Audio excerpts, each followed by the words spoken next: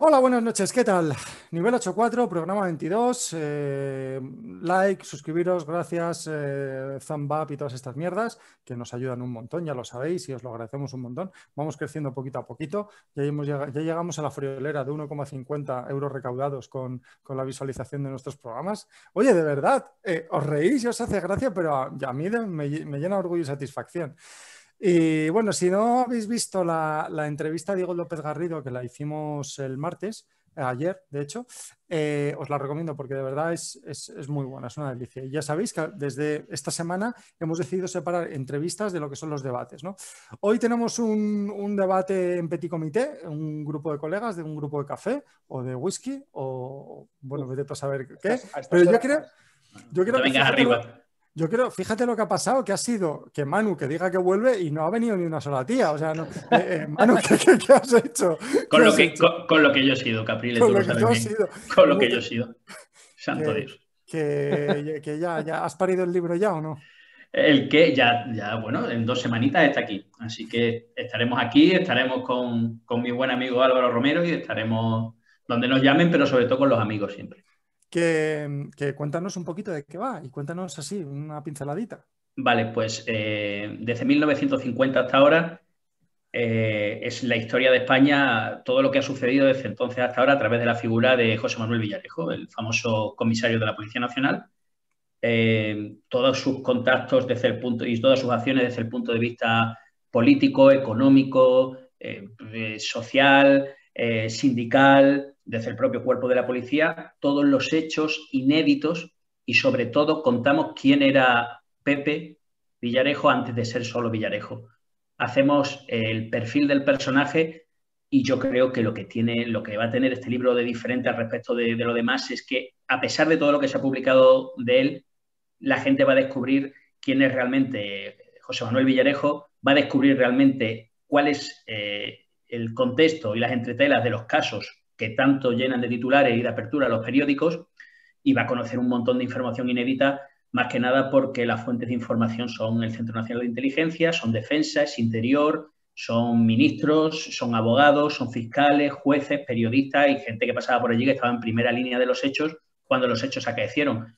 Te puedo decir, operaciones secretas en la Marbella de Jesús Gil, traiciones de gente... A Jesús Gil no me lo toques, ¿eh? O sea, que es un... traiciones de gente cercana a Jesús Gil. ¿Qué sucedió en el 23F desde el punto de vista de Villarejo y de la policía, de lo que llamaba el búnker que encabezaba Villarejo? ¿Qué ha sucedido realmente con Iberdrola, con el BVA? ¿Qué ha pasado con todo el caso Corina?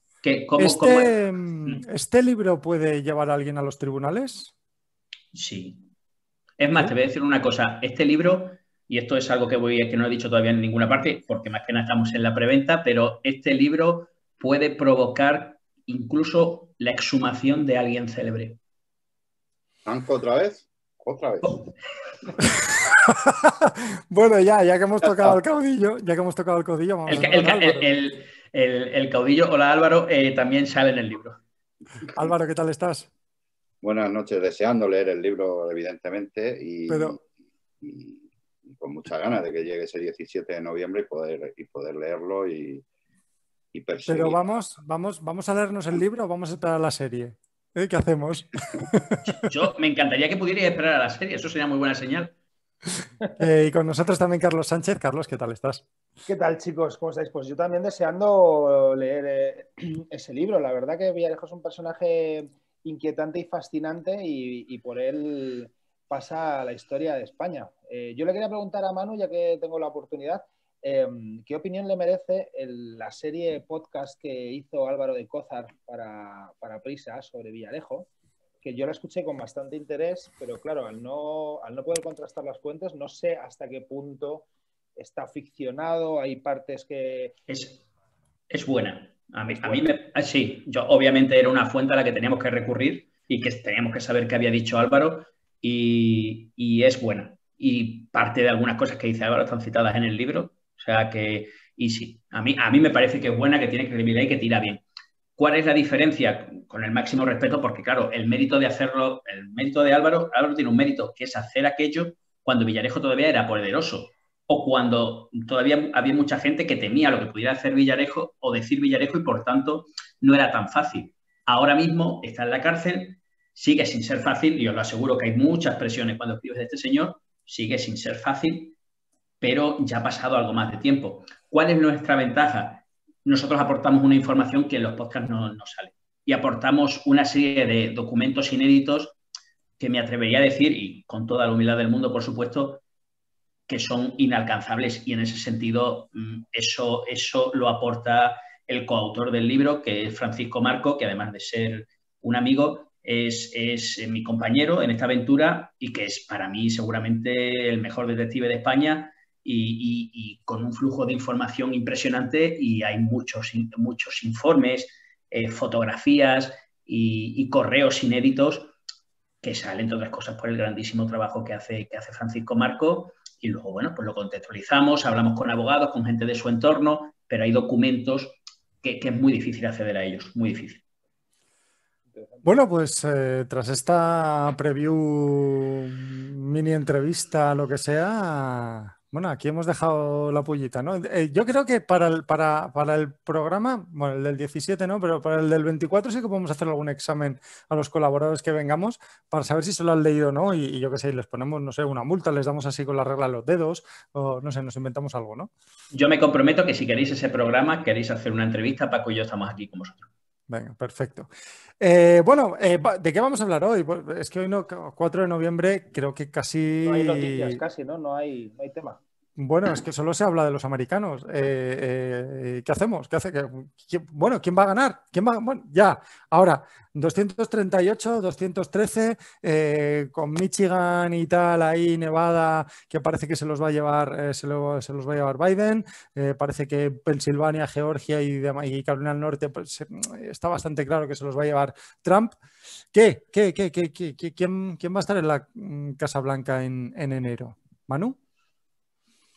Yo, la verdad es que os voy a decir una cosa, sinceramente. He venido a un debate sobre Estados Unidos sin interesarme absolutamente nada de lo que pasa en Estados Unidos. Es que estoy muy cansado. Tú has venido a hablar de tu libro, ¿no? Yo he venido, además de hacer un umbral, por supuesto, he venido a hablar de otra cosa porque si no le echamos un poco de salsa a esto, voy a hacer la del idiota, ¿sabes? Que le pregunta por una cosa y habla de otra totalmente contraria. Yo digo una cosa, está todo el mundo entretenidísimo con lo que pasa en Estados Unidos, todo el mundo en ese furor del hashtag y del trending topic, que odio esas dos palabras, del Twitter. Todo el mundo metido ahí como si no hubiera un mañana. Y yo leo un titular que dice, Podemos, PSOE y Esquerra Republicana pactan que el castellano deje de ser lengua vehicular en toda España. Y yo digo, la de cosas que suceden en Estados Unidos, ¿verdad? Y lo aburridos que estamos en España, que esta noticia está pasando por ahí, pues no sé, como si me dijeras que ayer el Madrid le ganó 3-2 al Inter, con la misma trascendencia.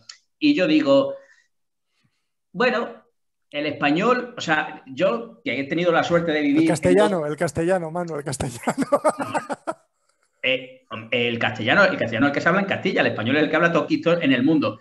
El español, o sea, la gente se mata por hablar español en Londres, en Amberes, en todos los sitios donde uno pueda vivir. Y sin embargo, aquí en España, la gente, yo te voy a decir una cosa, yo lo agradezco como extremeño, porque así los catalanes nos dejan un espacio, una salida laboral y una competencia, porque claro, se van a quitar del medio porque pronto no van a saber castellano.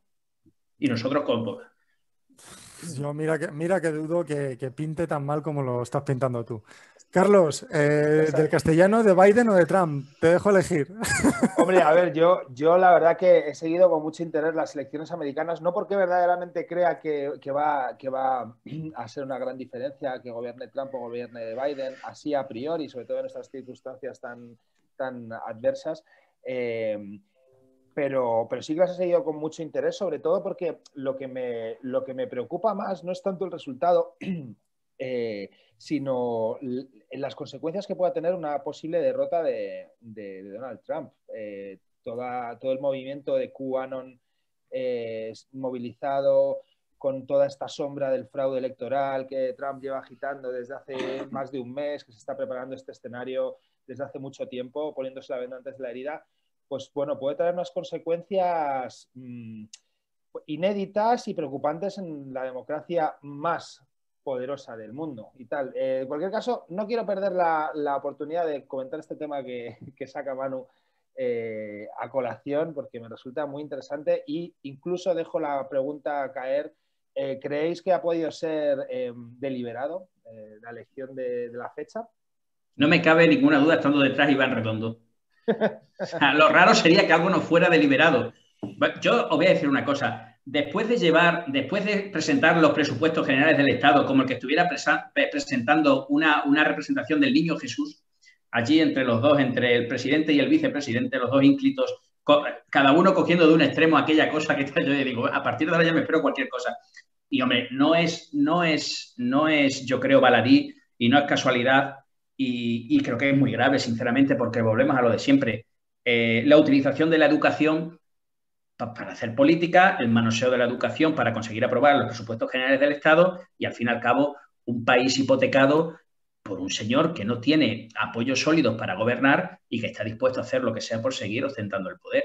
En ese sentido, y estableciendo un paralelismo, hago una reflexión con España que la asemejo un poco con Estados Unidos, y ahora ya sin broma al respecto de la pregunta que hacía Jorge. Yo creo que la mediocridad en la política es tan grande que al final lo único que hay claro es que nadie tiene claro nada.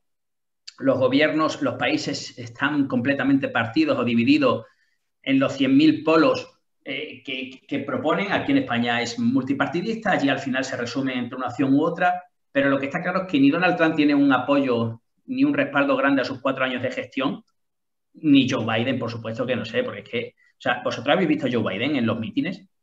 ¿Alguien se puede creer que ese señor va a llegar a la próxima primavera? Ya.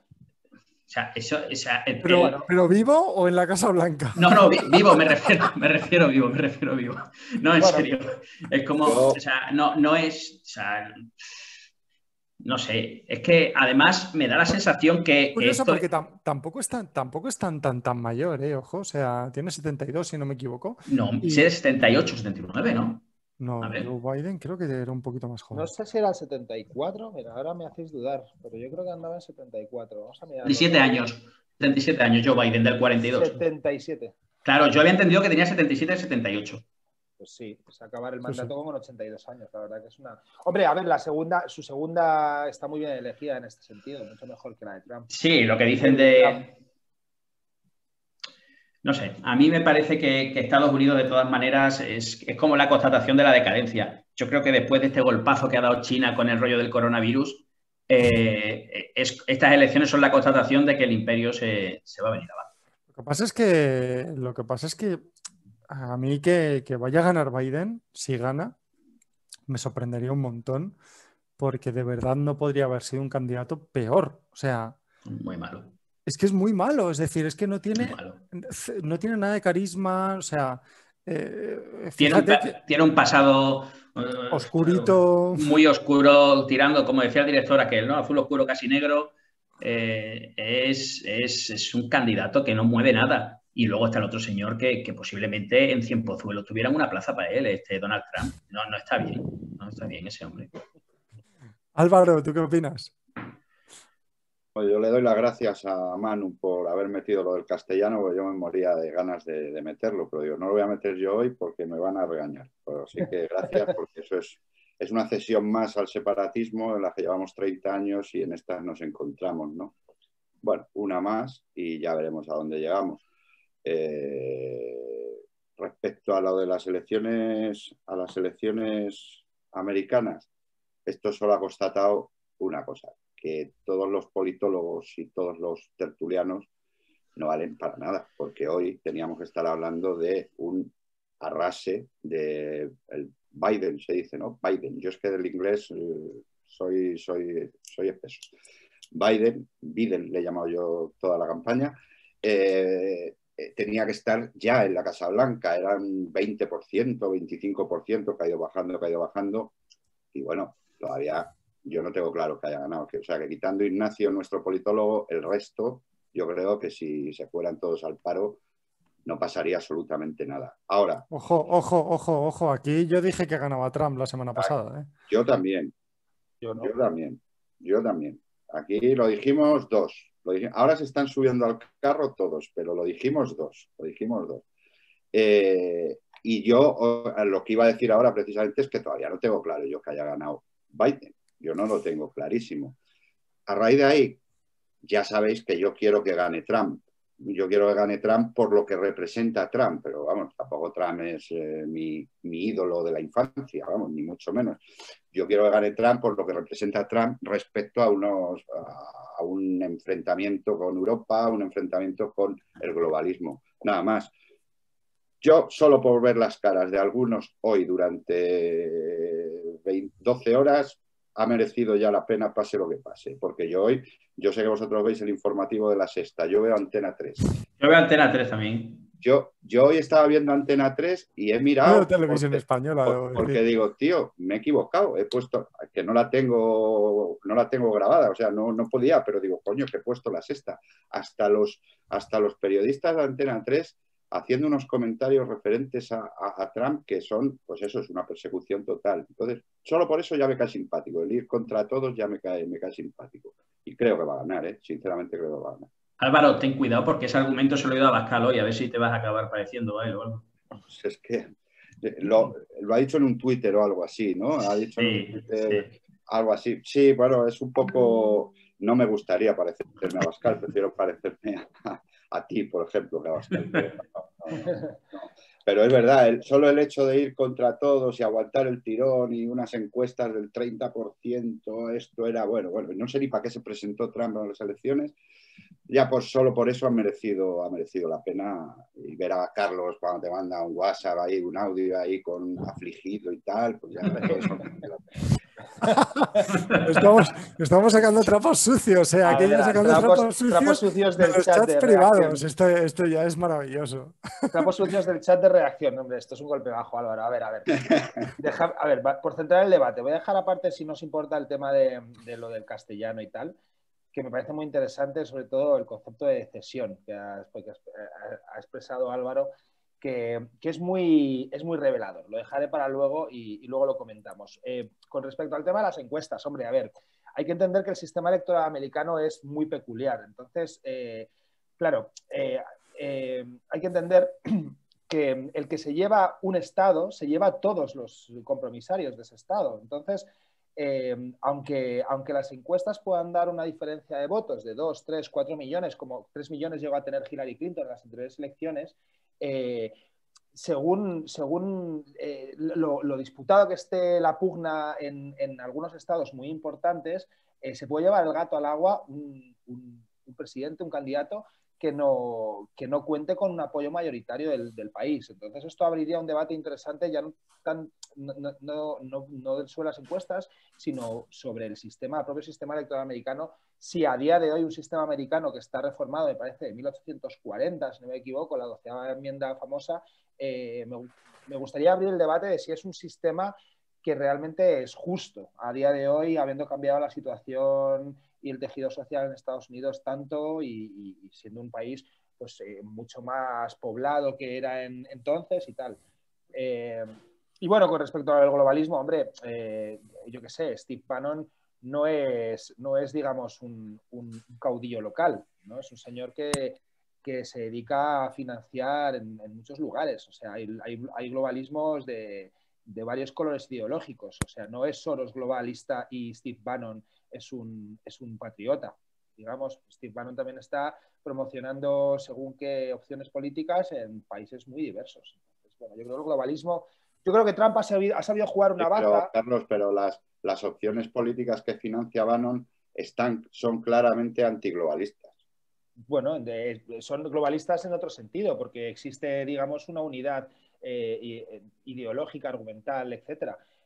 Más o menos al final acaban poniendo los mismos temas sobre la mesa. La agenda mediática es muy similar, la de Bolsonaro, con la de Abascal, con la de Le Pen mismamente y incluso con la del Brexit, la de Farage, etcétera. O sea, hay una unidad de argumento, una unidad de acción y es global. Entonces, claro, el globalismo, digamos que esto es una batalla que se juega a nivel global. Entonces el globalismo es todo, sea Steve Bannon o sea Soros, desde mi punto de vista, vamos.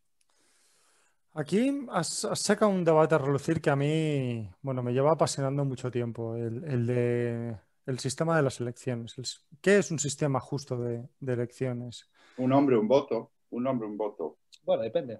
Depende. Esta es la base de la democracia que se ha ido pudriendo por el camino. Es decir, porque decía Carlos, y lo tengo aquí apuntado, lo que efectivamente, lo del sistema electoral americano, pues muy injusto, tan injusto como el español. No conozco en profundidad el inglés. El alemán está un poquito mejor. Son muy parecidos, ¿eh? Pero vamos, es que no hay ningún sistema en el que un hombre sea un voto. Ninguno. Entonces, a raíz de ahí, la democracia para mí no vale. Y a lo que has dicho, Carlos, yo te quería hacer una pregunta, porque yo solo me he metido con los encuestadores y con los generadores de opinión. Me imagino que las encuestas las harán sabiendo cómo es el sistema electoral americano. O sea, tampoco quiero decir, es que cuando las hacen aquí, pues van a salir tantos escaños, pero saben los que van a votar en Soria y en Extremadura y en Madrid al PP, al PSOE, a no sé quién. Quiero decir que las encuestas han fracasado con lo que queda claro que son unos generadores de opinión pagados por el globalista de turno y que han fracasado y que se tienen que ir a su casa. Respecto al que ha dicho Jorge, ese sí que es un debate interesante y no quién vaya a dormir en la Casa Blanca. ¿Es justo en los sistemas electorales? Yo creo que no. No. Yo tengo muy claro que no, ¿no? O sea, para empezar, la ley DONT es una ley que lo que te hace es potenciar la representatividad o el poder que pueda tener una región más despoblada o algo así, ¿no?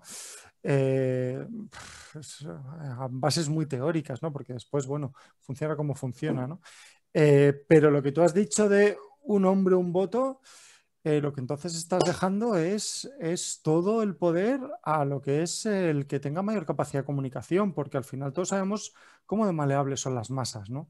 Y cómo de manipulables son las masas. Bueno, y vivimos en unos tiempos, unos momentos en que es especialmente maleable la masa. No, ya eso está solucionado ya, porque con Pablo Iglesias manejando las redes sociales eso va a quedar ya francamente corregido, con lo cual eso que vamos ganando. A raíz de ahí, es cierto lo que dice Jorge, pero no dejaría de ser más. Ahora mismo también es manejar a las masas, y encima, después de manejar a las masas, te vas a un sistema electoral que es totalmente injusto. O sea, vamos a ver, el ejemplo que se pone siempre, y no es tirar piedras a Jorge, que está aquí él hoy solo ahí en Cataluña. Pues, Esquerra Republicana, grupo parlamentario, 350.000 votos. Yo me presento con un partido y saco, y yo he echado las cuentas, a nivel nacional, 350.000 votos y rozo el escaño. Lo rozo. Eso, tío, eso. Pero ojo, Esquerra Republicana Catalana, cada escaño le cuesta más o menos lo mismo que le cuesta al PSOE o al PP. No es verdad. Bueno, es verdad. Al PSOE y al PP sí. Al PSOE y al PP sí. Es decir, sí. Estamos en un sistema pero en el que... a mí no. A Esquerra Republicana le cuesta menos que a mí. No, bueno, pero a ti te cuesta... Pero también habla sobre lo que le cuesta al PSOE y al PP con respecto a ti. No hables solo... Si el problema, al PSOE y al PP les dejo al lado. El PSOE es que no, iba a cambiar la ley electoral. No, es a lo que voy. Dijo que iba a cambiar la ley electoral, llegó y no la cambió. Sí, el PP lo ha dicho alguna vez y no la cambió. Insisto, cuando llegue Podemos no la cambiará y cuando llegue Vox tampoco. ¿Por qué? Porque son los beneficiarios de la ley electoral cuando llegan. Exacto. Entonces, a mí la historia es, oye, si a mí también me parece que los votos que obtiene Izquierda Unida o los votos que ha obtenido o los escaños que ha obtenido Ciudadanos en las últimas elecciones es una aberración. A Ciudadanos le ha costado 200.000 votos cada escaño, mientras que al PSOE, al PP y a Esquerra y al PNV les ha costado 65.000. Que yo estos números me los sé al dedillo, porque es algo que a mí me tiene muy obsesionado toda esta historia. Entonces, ¿qué es un sistema justo? O sea, y no me hables solo de Esquerra, háblame de todo. Yo estoy de acuerdo con que la ley DONT es extremadamente injusta en este aspecto porque se carga mucho a las minorías, porque al final estás yendo a el mejor, el segundo mejor, el tercer mejor, pero claro, el mejor otra vez vuelve a obtener el cuarto escaño, ¿no? Etcétera, etcétera, etcétera. Esto por un lado, pero tú dices un hombre, un voto. En una sociedad tan maleable, tan manipulable, ¿por qué a alguien que no le interesa nada la política, que no ha estudiado nada en su vida sobre política, no hablo sobre educación, hablo sobre política, que no conoce de los partidos y las propuestas políticas más que los 4 eslogans que dicen los 4 líderes políticos en campaña? tiene que valer lo mismo que el tío que se ha estudiado todos los panfletos, etcétera, etcétera. Ahora, como ahora. Bueno, pero como ahora, solo que la representatividad no se ajusta a la realidad. O sea, está claro. Lo primero que yo quiero decir es que el sistema falla de per se, la democracia no vale, ¿vale? A raíz de ahí, venga, me subo al carro, no, joder, Jorge, no te rías, si la democracia no vale, si tú mismo lo estás diciendo ahora mismo. No, yo no estoy diciendo que la democracia no valga. La masa es maleable. Sí, yo lo que estoy diciendo es que hay que mejorarla y hay que hacer un ejercicio social desde un think tank profundo en el que se hagan propuestas para mejorar todos los procesos democráticos, porque hacia ahí tenemos que ir. Manu, tenías la palabra. Lo del tema del think tank me preocupa mucho porque una de las personas así más relacionadas con uno que conozco se llama Leire Pajín. A partir de ahí eso solo puede tener cosas malas. Hablando en serio, yo estoy de acuerdo con Carlos en unas cosas y de acuerdo con Álvaro en otras. De acuerdo con Álvaro en una persona, un voto. Conmigo en nada, ¿no? No, ahora voy contigo. De acuerdo contigo, es como una especie de línea de... y digamos que cada argumento se puede hilar entre ellos para dar una respuesta. De acuerdo con Álvaro en que una persona, un voto. De acuerdo contigo, obviamente, en que la masa es maleable, en desacuerdo con esa concepción paternalista de la sociedad. O sea, quiero decir, os voy a citar un ejemplo que conoce todo el mundo, que es aquella frase mítica de una verdad repetida 1000 veces, una mentira repetida 1000 veces se convierte en verdad, del mayor propagandista de mediados de siglo, que se llamó Goebbels, ¿no? En aquella época podemos ver la nómina de filósofos, escritores, pensadores que había y seguramente, bueno, en todo el siglo XX hubo algunos de los más brillantes de toda la historia, ¿no? O en los primeros.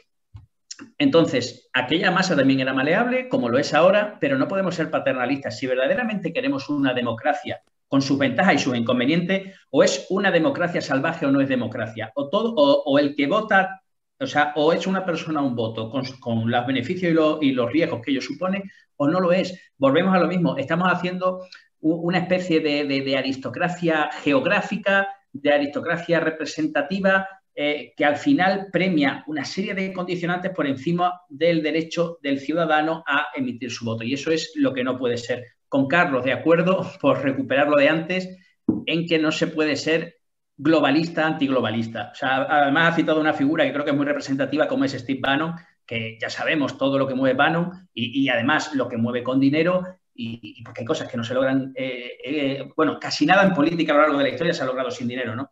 Entonces, claro, mi buen amigo Álvaro lo sabe, yo no me creo absolutamente en nada el proyecto intelectual, si es que se le puede llamar así, de Vox, como no me creo absolutamente nada el proyecto, si se le puede llamar así, intelectual de Donald Trump, simplemente porque adolecen de intelectualidad, van a la víscera y porque luego, claro, te venden ese nosotros ante todos, contra todos, pero oye, tú tienes una internacional trumpista, no de Trump, sino de Trump, financiándote por detrás, en una fina línea, en una fina unión con un montón de proyectos iguales que el tuyo en un montón de sitios del mundo, que al final, coño, cada vez os falta menos para parecer a la internacional socialista. Entonces, en ese sentido, pues claro, hablar de antiglobalismo financiando un globalismo muy personalista, estando detrás del Brexit y de otras tantas cosas, pues hombre, a mí eso me hace bastante gracia, la verdad. No sé, ahí ya le he reconocido yo al propio Carlos que puede tener razón, que es un globalismo contra el globalismo. O sea, vale, ahí estoy de acuerdo. Ahí me la como con patatas. Pero vamos, al sistema electoral, un hombre, un voto. Yo estoy de acuerdo con eso. Puede ser que un tío de Soria valga menos que un tío de Cataluña. Yo estoy de acuerdo totalmente. Ya me gustaría hacer aquí un pequeño inciso. Pero es que no es verdad eso que estás diciendo. Es que estáis diciendo que el voto de un tío de Soria vale menos que el voto de un tío de Cataluña y no es verdad. Yo me gustaría hacer aquí una disquisición de tipo técnico, ¿no? El tema de los votos proporcionales o de la proporcionalidad, los sistemas de proporcionalidad en los votos. Hay que entender que no todos los órganos a los que se vota tienen la misma naturaleza.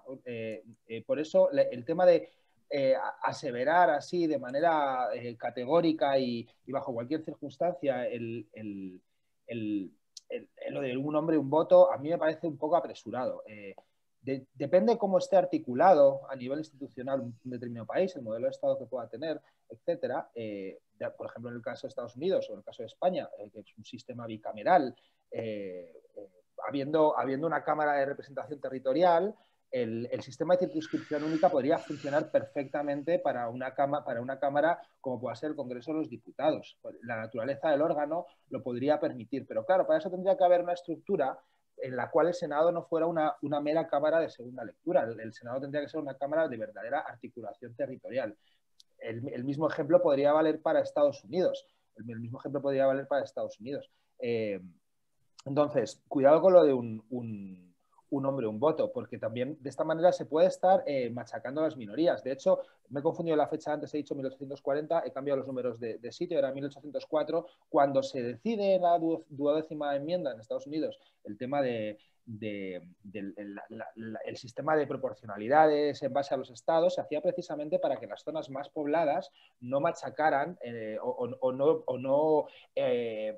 no hundiesen con sus intereses a otras zonas menos pobladas. Entonces, así de esta manera se encontraba una especie de equilibrio territorial entre zonas más pobladas o menos pobladas. Entonces, en España está pasando un poco esto.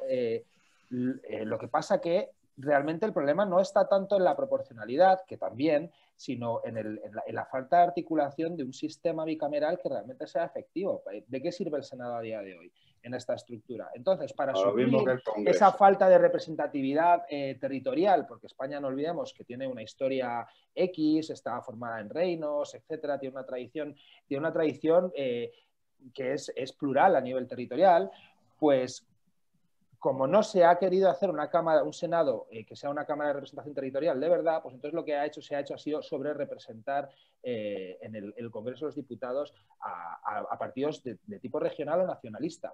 Entonces, eso hasta cierto punto no tiene sentido. Entonces, no podemos hablar de cambiar a la ley electoral y hacer una circunscripción única, como por ejemplo si hay en las elecciones europeas, ya hay una circunscripción única en España. No podemos plantearlo sin plantear una reforma a fondo del sistema. El Senado a día de hoy no cumple la función para la que estaba diseñado, la función que podría tener si se planteara otro sistema. Álvaro, simplemente un dato para que lo tengas en mente. En Extremadura, por poner un ejemplo más cercano que nos gusta siempre, salen, si no me equivoco, 10 escaños para el Congreso de los Diputados con 1 millón de población. Es lo que hay, 1 millón de población, te salen 10 escaños. En Cataluña, con casi 8 millones de población, te salen 48 escaños. Es decir, en realidad el voto del extremeño vale mucho más que el del catalán. No. ¿Cómo que no? No, porque solo hay 350 diputados. Es decir... No, a ver, es que estáis hablando de cosas diferentes. O sea, tiene razón Capri en el sentido de que si tú vas al tema de la representatividad en función de, como en Estados Unidos, hay estados que están verdaderamente muy, muy despoblados que tienen 3 electores al colegio electoral. Entonces, esos estados, obviamente, el elector, o sea, que se aporta al colegio electoral, representa muchos más votantes. Eso también pasa en lo que estaba poniendo el ejemplo ahora mismo Capri, es un ejemplo claro, vale, pero también hay que verlo de otra manera. No es lo mismo en Cataluña, cuando se habla de la sobrerepresentación de algunos partidos catalanes, no es lo mismo, no puedes compararlo, por ejemplo, con Extremadura, porque en Extremadura no hay tantos partidos de tipo nacionalista y los partidos son de tipo más estatal, con lo cual, al final, los problemas son diferentes. Ya, pero el representante, ojo, aquí una cosa, el representante, los 5 representados que los extremeños hayan elegido que entre sus representantes para ir al Congreso de los Diputados sean 5 del PSOE y 3 del PP y 2 de Vox. Pero hay otro tipo de problema. Por ejemplo, la circunscripción de Barcelona tiene muchísimos más escaños, con lo cual la proporcionalidad... ¿No es verdad? Sí, ¿No es verdad? muchos más escaños, sí, de cantidad sí. O sea, de cantidad, bueno, sí, de ejemplo, cantidad sí, pero comparado con distrito electoral. Mi distrito electoral es Guadalajara y hay Guadalajara provincia. Hay que ir también a las provincias, porque cada provincia da una cantidad de escaños. Vayamos a mi provincia. En mi provincia hay 3. En mi provincia hay 3 escaños que se reparten.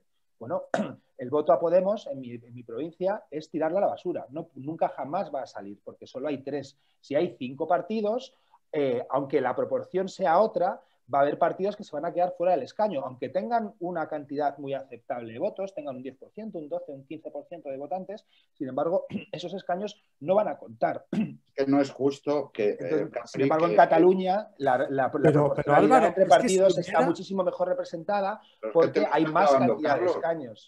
Capri, te lo está clavando Carlos. O sea, pero Álvaro, para dejarte una cosa muy clara, si tú hicieras circunscripción única en España, sí, a quien le quitas los votos para que tu partido tenga representación, no es a Esquerra, es al PP y al PSOE. Esquerra también a Esquerra. No, también a Esquerra. Es que tú te estás haciendo trampas. Estás entrando en la propia trampa del sistema, que es, estás confundiendo lo que son los votos por regiones con los votos por partidos. No es lo mismo que tú tengas un partido de tipo regional que concurra a unas elecciones de tipo nacional que tú tengas un partido de tipo nacional que concurra a unas elecciones de tipo nacional. Lo que te estoy diciendo, Carlos, entonces, si tú haces una regla de 3 muy sencilla, al final con 1.100.000, con 1.200.000 votos, tendrías más o menos, si coges la media total en España, más o menos, unos 12, 13 escaños, que es lo que ha tenido Esquerra, con su 1.000.000 y pico de votos. No, porque a Esquerra me parece que le salía a 60.000 el 69.000 más o menos. 70.000. Sí. El Partido Popular y sin embargo, el PP y el PSOE le salía muy similar. No, al PP y al PSOE le sale a 58, 59, bueno, 60. pues por ahí están, con lo cual lo que te estoy diciendo es que la media, al final, si tú haces una circunscripción única, si tú coges los 30 millones de votantes o 22 millones de votantes que tiene España y lo divides entre 350, te sale a 70.000 votos el escaño, que es exactamente lo que tiene Esquerra. Es decir, que la representatividad de Esquerra, si lo haces una circunscripción única, sería muy parecida a la que tiene ahora. Es decir, no nos caigamos. Pero no formaba parte del gobierno. Ya te digo yo que no formaba parte del gobierno. A ver, estamos diciendo... No, formaría más parte del gobierno incluso. Porque PSOE y PP tendrían menos. Para mí, Carlos lo ha dejado claro. O sea, el ejemplo que ha puesto de Guadalajara para mí es brutal. Pasa lo mismo en Soria, me imagino que pasa lo mismo en Segovia, en Soria. Un hombre, un voto, una circunscripción única es primordial. A raíz de ahí, tú dices... Jorge, tú dices que la sociedad no está preparada, porque esto es un... Yo no he dicho eso. Bueno, más o menos, que manejar a las masas es muy fácil. Cuando un hombre un voto es complicado.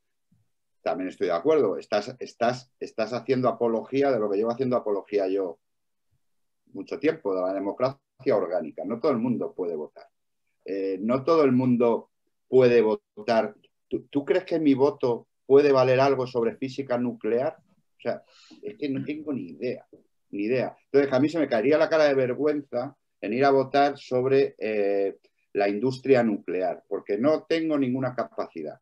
Entonces, primero, el sistema es el que falla. Un hombre, un voto sería lo menos injusto, pero es que por ahí no pasa nadie, ni Estados Unidos, que era el hilo del debate, ni Inglaterra, y como estamos viendo, ni España.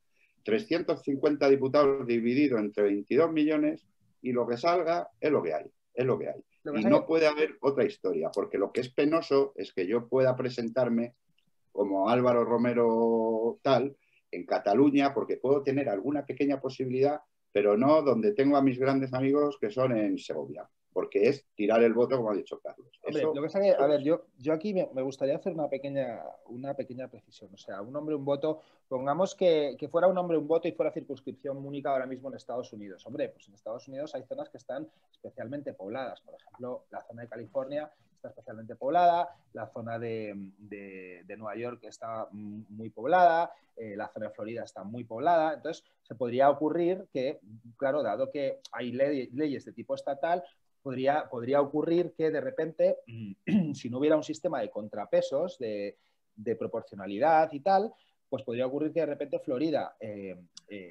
Nueva York y California decidiesen sobre el fracking en, pues no sé, en New Hampshire, por ejemplo, que es un estado muy poco poblado y muy pequeñito. Podría ocurrir eso. Carlos, entonces yo creo que todo es... Como ves, en Extremadura tienen el AVE, porque la solidaridad entre regiones ha hecho que ellos, que tienen menos representatividad, tengan ya el AVE. Pero, sin embargo, sí lo tienen los andaluces y los catalanes. no me hables de equidad, no me hables de equidad. Pero, porque vale, pero ¿por qué? El de la ley Don, Carlos, que eres muy joven, tío, es que yo te envidio por tu juventud.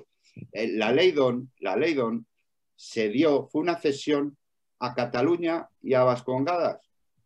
Fue una cesión total a Cataluña y a Vascongadas para que tuvieran representatividad en el Parlamento. Y ya está. Y a raíz de ahí, esto... Pero la ley DONT es algo que se aplica en todos los países de Europa. Se aplica no es algo que se hayan inventado los españoles para ceder a los vascos y a los... la ley DONT está planteada originalmente... La ley DONT está planteada originalmente para asegurar la... se negoció esto, se negoció así. Carlos, sí, pero se basaron en experiencias anteriores y lo que se buscaba también era asegurar la gobernabilidad. O sea, lo de la ley DOM se buscaba para hacer una especie de cuello de botella, un poco un embudo que favoreciese a 2 o 3 partidos, favorecer un determinado bipartidismo y ya está, para asegurar la gobernabilidad, porque si no, pues, puede llegar a ser complicado gobernar. La cuestión es que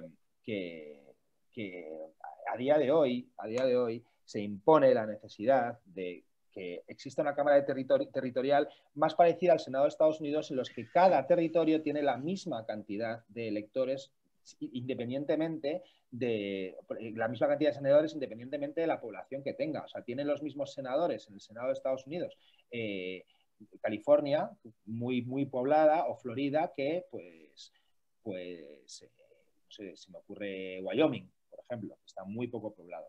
Entonces, eso también, como una cámara de ratificación legislativa, etcétera, obliga a pues la cohesión interterritorial. En un país como Estados Unidos, que es tan vasto, tan amplio, con intereses tan diversos, pues es muy importante establecer contrapesos de esta manera. Entonces, yo en ese sentido hay que tener mucho cuidado con lo de un hombre, un voto, porque al final las mayorías acaban imponiéndose y las minorías acaban desapareciendo. Yo personalmente no soy partidario de eso y creo que los países más evolucionados, como pueda ser Alemania o como pueda ser Estados Unidos mismamente, tienen sistemas de contrapeso territorial de manera que los intereses de algunos estados no se vean siempre perjudicados por los de otros. Y España, yo creo que debería aprender lo bueno del sistema americano y del sistema alemán y tratar de desechar lo malo que hemos incorporado en lo que estábamos hablando de la ley DOM. Habría que darle una vuelta a eso, pero bueno, hay que darle una vuelta con mucho cuidado, no estableciendo máximas categóricas por las cuales se decida un sistema o otro antagónico, sino buscar los contrapesos, ¿no? No creo que la idea de los primeros constituyentes españoles fuera favorecer a los catalanes necesariamente. Yo creo que había una serie de evaluaciones, asegurar, catalanes y vascos, sino asegurar la gobernabilidad y más o menos asegurar un poco la cohesión territorial de una manera, a mi juicio, torpe, porque el Senado tiene una función muy discutible. Bueno, dale. No, 2 cosas. Uno, al respecto de Estados Unidos, y ahora comento lo de España. Al respecto de Estados Unidos, dice nuestro amigo Biden, yo no estoy aquí para declarar que he ganado, pero sí estoy aquí para informarlo que cuando la cuenta termine, o sea, cuando el conteo termine, yo creo que habremos ganado. Eso está diciendo el futuro presidente de los Estados Unidos ahora mismo en directo. Y hay un tuitero... Se ha marcado un Rajoy de toda regla. Qué maravilla. Hay un tuitero un poco malintencionado, pero bueno, ya que estamos entre amigos, aunque nos vaya a ver mucha gente, que dice: Biden está deseando terminar su discurso, llegar al cuarto de baño, quitarse la dentadura y dejarla en agua antes de dormir. ¡Qué horror! Y ahora un tema un poquito más serio. Estoy de nuevo de acuerdo con Álvaro y en desacuerdo con Carlos en ese sentido. Yo la verdad es que, no sé, a pesar de que todavía soy algo joven, será que tengo el alma hastiada y vieja, pero no me creo en nada lo de la solidaridad interregional. O sea, yo que como soy extremeño y del sur de Extremadura, de un pueblo de interior, o sea, a mí lo de la solidaridad me suena la densidad de hospitales, la calidad de los hospitales. Ya no vamos a hablar de la comunicación vía tren, ¿no? Porque claro, ya es para morirse, ¿no?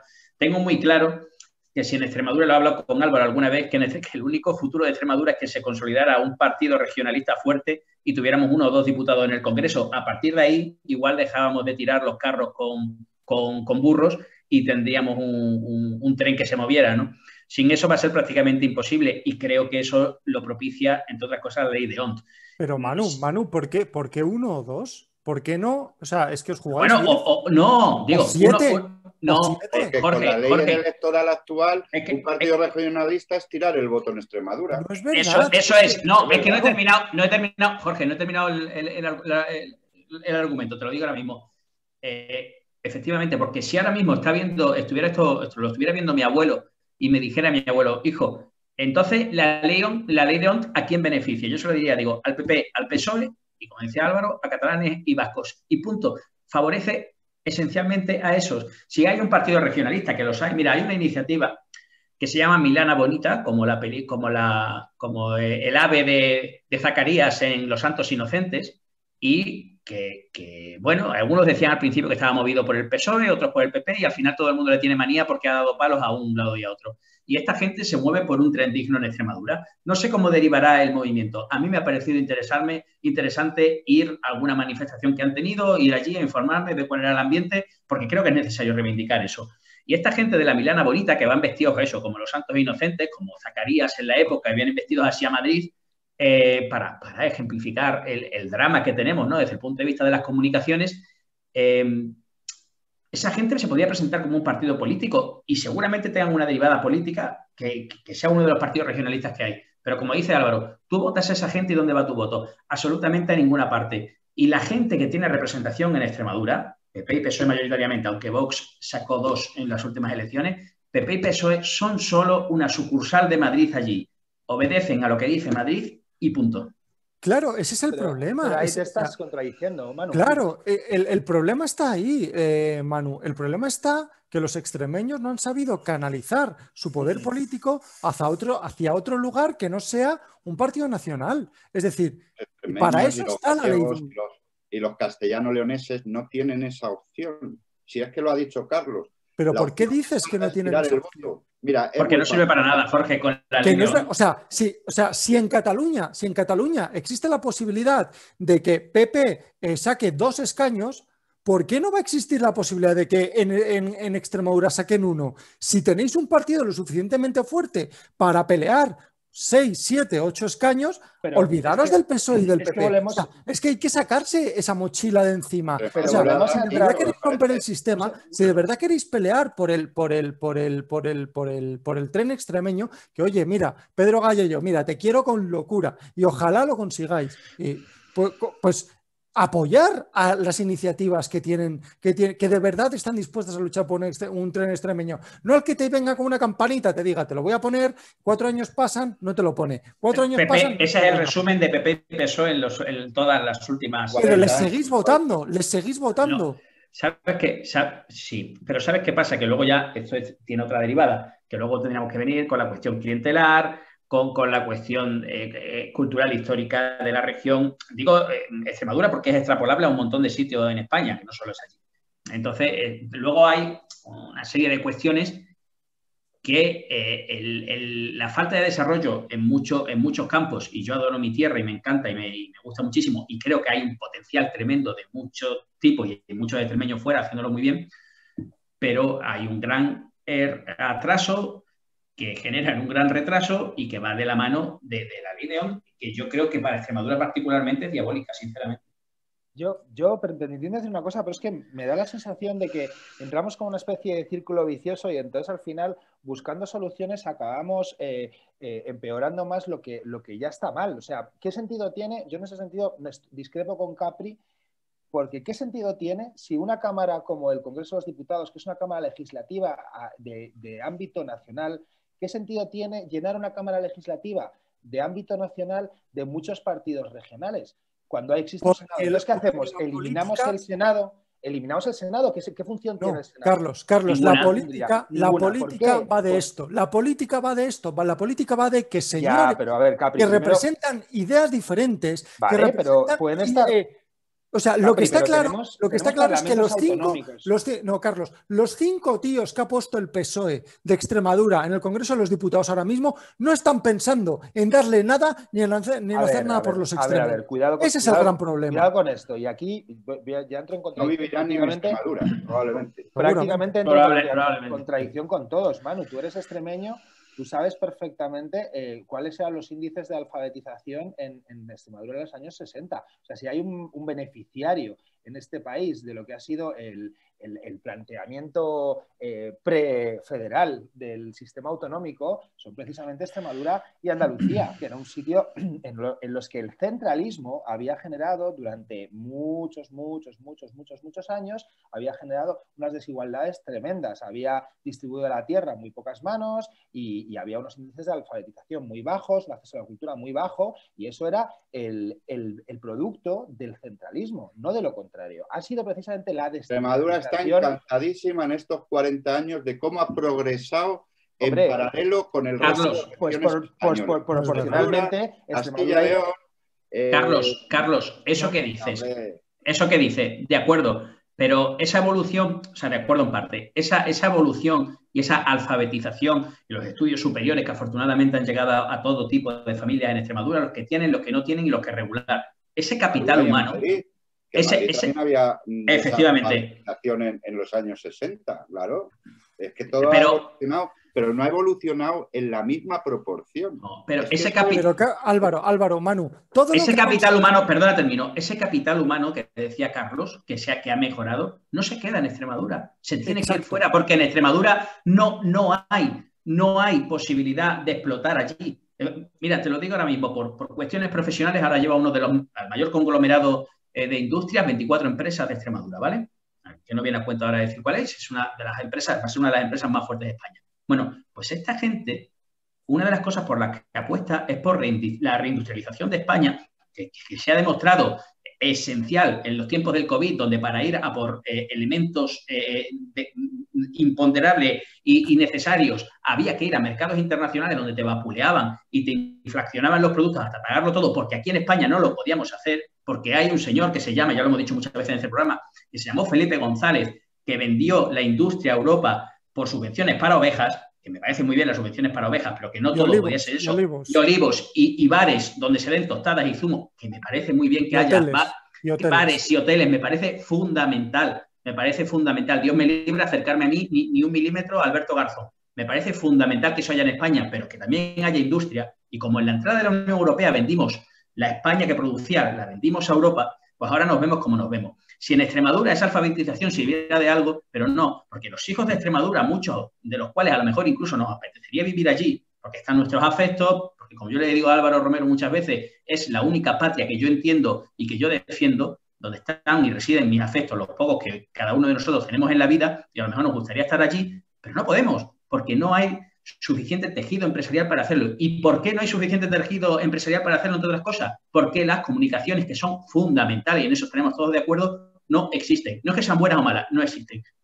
Y a partir de ahí... Manu, a lo que yo quiero llegar, y lo que yo quiero volver a decir y ahondar es toda esa alfabetización que ha conseguido Extremadura, universidades, escolarizaciones, educación, etcétera, etcétera, etcétera, la ha conseguido también todo el resto de España gracias a políticas nacionales muy potentes en ese aspecto, ¿vale? Es decir, yo sé que, y hospitalizaciones, etcétera, es decir, si hay algo que se puede decir que durante estos últimos 40 años se ha hecho bien, es que en toda España hay una educación bastante digna, hay una sanidad bastante digna, etcétera, etcétera, etcétera. Pues la sanidad ha quedado demostrado que no. No, sí.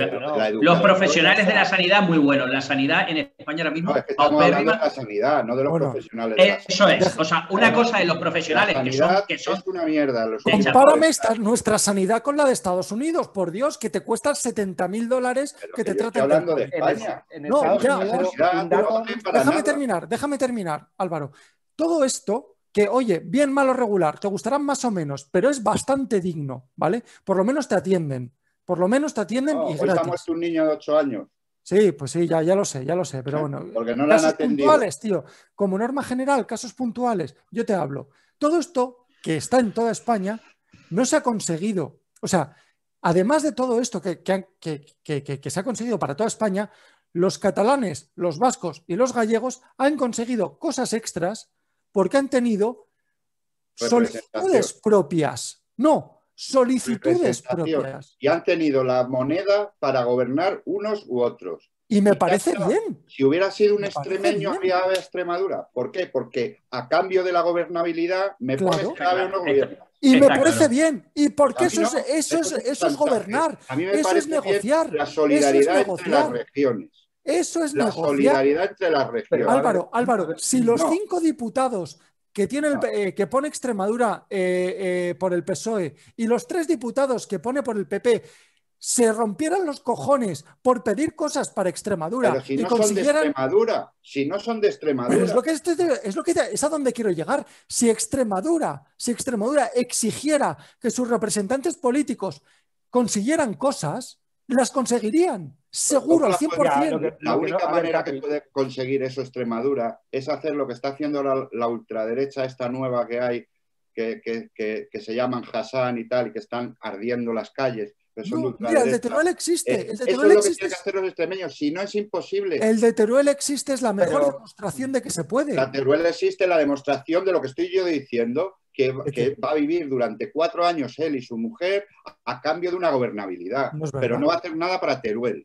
Bueno, ya veremos. Ya veremos cuando Álvaro, ya veremos cuando en las siguientes elecciones Teruel existe, consiga 3 en vez de 1. Ya veremos. Bueno, ya veremos a ver si le podrán sacar más de 3 a Teruel. No podrá sacar más de 3 porque la circunscripción, esos son los escaños que tiene. En cualquier caso, yo creo que aquí estamos un poco confundiendo debates. O sea, yo no puedo estar de acuerdo con Capri tampoco en lo que dices de, bueno, pues desnaturalicemos más el Congreso, entonces que se convierta en una cámara territorial pura y llanamente. ¿Pero qué tiene de malo?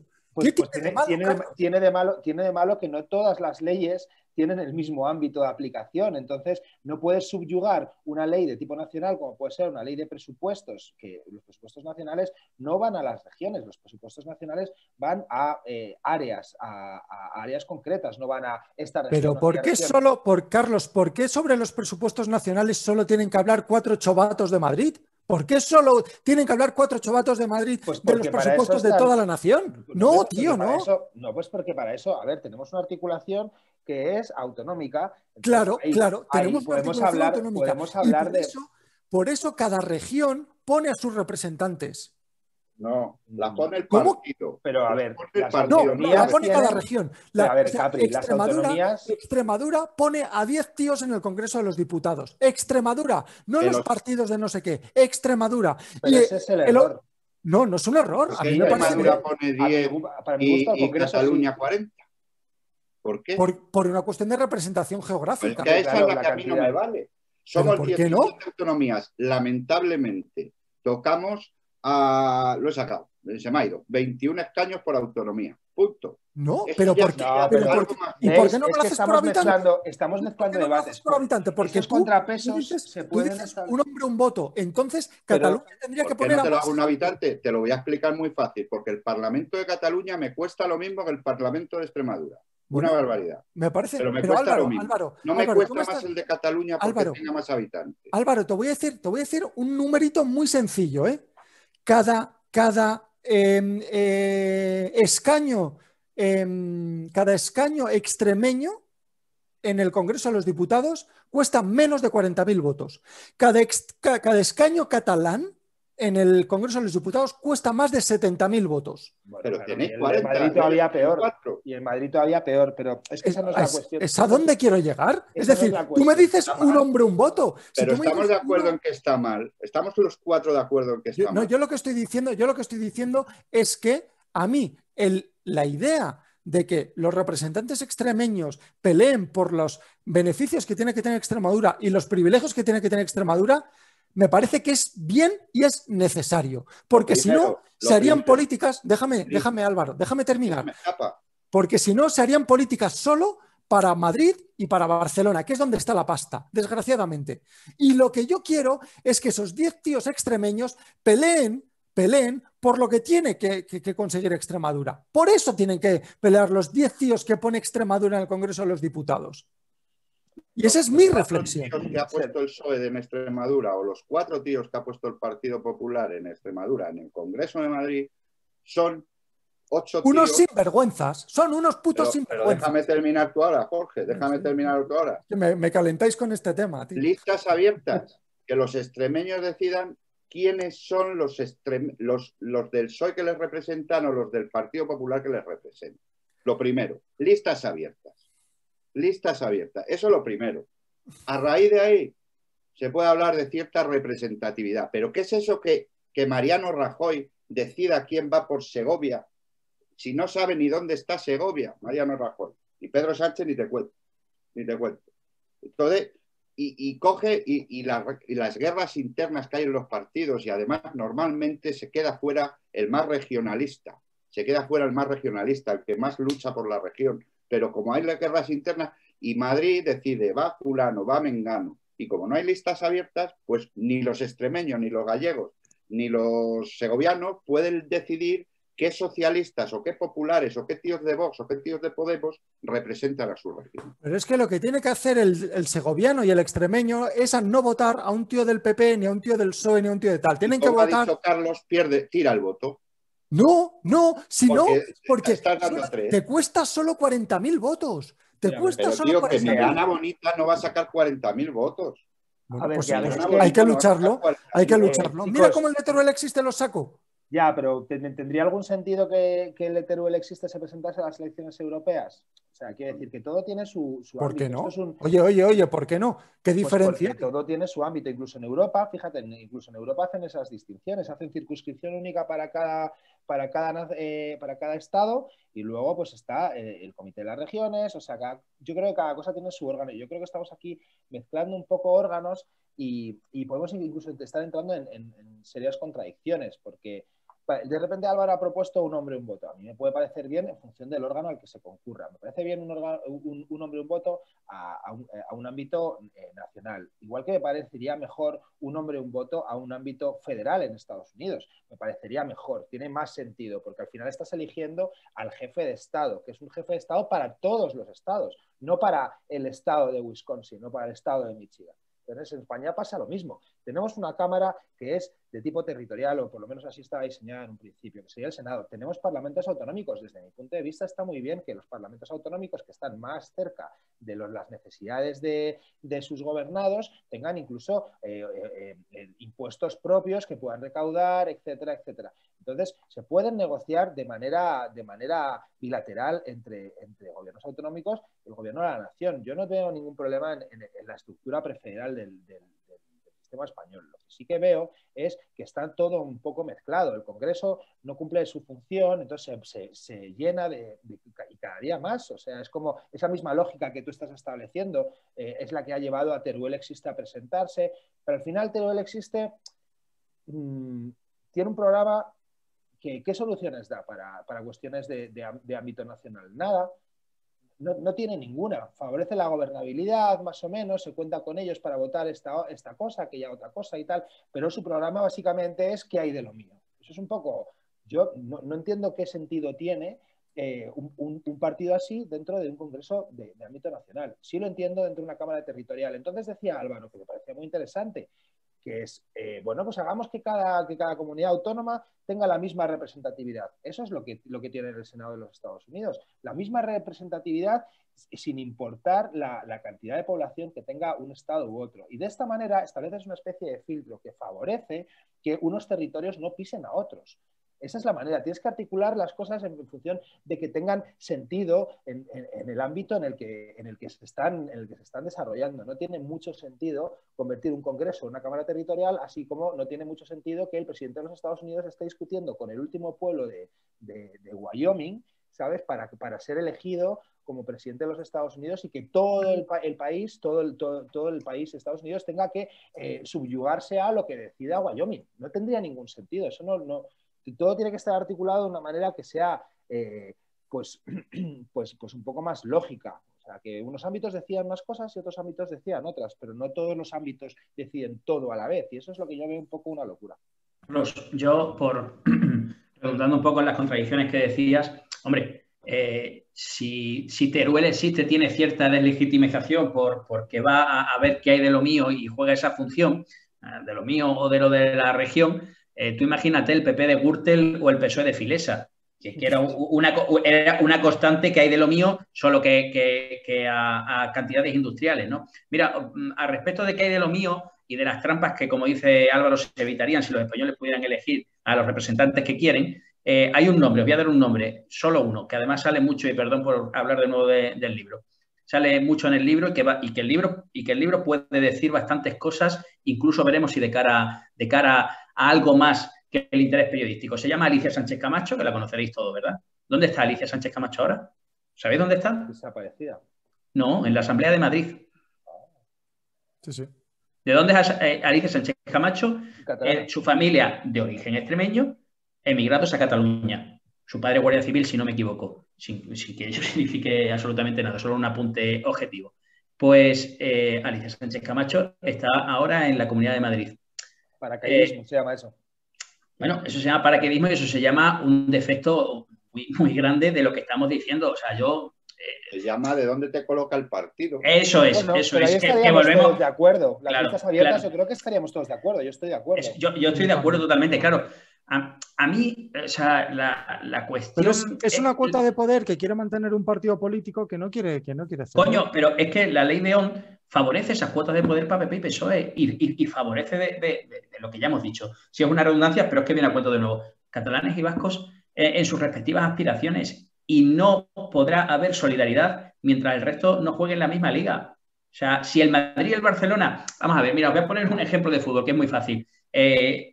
Cuando trabajaba haciendo la Premier League, ¿vale? ¿Por qué la Premier era un producto tan potente, que cada vez más potente, y está desbancando a la Liga Española? Por una sencilla razón: los derechos de televisión se reparten a todos por igual. Entonces no hay doping financiero. ¿Qué pasa aquí en España? Que el doping ha hipertrofiado equipos como el Madrid y el Barcelona, dando unos sueldos realmente insostenibles a gente como Cristiano Ronaldo y Messi. Cuando estos dos se han acabado, se acabó el chollo de la Liga Española. Es un producto que vale cero al lado del inglés. ¿Por qué? Porque hay unos privilegios que, cuando se mantienen durante mucho tiempo, acaban hipertrofiando. Y da igual que sea fútbol, que sea política o que sea, me da igual, Estás proponiendo un sistema descentralizado totalmente. O sea, un sistema de contrapesos, como el español. Repartir justamente puede ser perfectamente centralizado. O sea, eso ya es otro debate, Carlos. No puede ser. Carlos, porque... Yo me niego a que digas que porque yo soy de Madrid y soy centralista, quiero que Jorge se muera de hambre. No, porque sacar las autonomías, eso favorece el centralismo. Eso ya lo hemos probado, hemos tenido 40 años de eso. Mira, yo ahora he recibido un WhatsApp de un amigo mío en el que me dice: si un hombre un voto, ¿cómo quedaría el Parlamento? Pierden PSOE y PP. Esquerra se mantiene. Esquerra se mantiene. El resto se mantiene. Pero, coño, ya es injusto, ¿no? Que nos lleven gobernando 40 años los mismos, no ganando unas elecciones. Vamos a entendernos. Ya, lo que pasa es que también hay que pensar en la gobernabilidad. O sea, cuando se plantea este sistema de... Claro, que la obligación de los políticos es ponerse de acuerdo, tío. Que es su puto trabajo. Es su puto trabajo. Dar cesiones y conseguir otras cosas. Y de esto va la política. Ya, pero bueno, también ver las cosas retrospectivamente a nivel histórico es un poco tramposo. O sea, cuando se toman determinadas decisiones había mucho miedo a muchos grupos. O sea, pues en la derecha franquista había miedo al Partido Comunista, y en el Partido Comunista pues había miedo a pues, las diversas facciones de Falange que pudiese haber, yo qué sé, había miedos diversos. Entonces se favorece este sistema porque favorecía la gobernabilidad, y a los hechos me remito que ha funcionado. Ahora bien, ese sistema puede estar llegando a un declive y sería menester en modificarlo. Hombre, desde mi punto de vista, total y absolutamente. Hay determinadas cosas que ya no carecen de sentido alguno. Lo que no se puede hacer es sorber y soplar. Si vamos hacia un modelo federal, pues hombre, lo lógico es que todos, de una manera más o menos amigable, nos encaminemos hacia un modelo federal. Hay países magníficos con una cohesión brutal, como puede ser Alemania, como puede ser el propio Estados Unidos, que funcionan de una manera federal y está todo ampliamente descentralizado. Me ha gustado mucho el ejemplo que has dado de la Liga de Fútbol Española.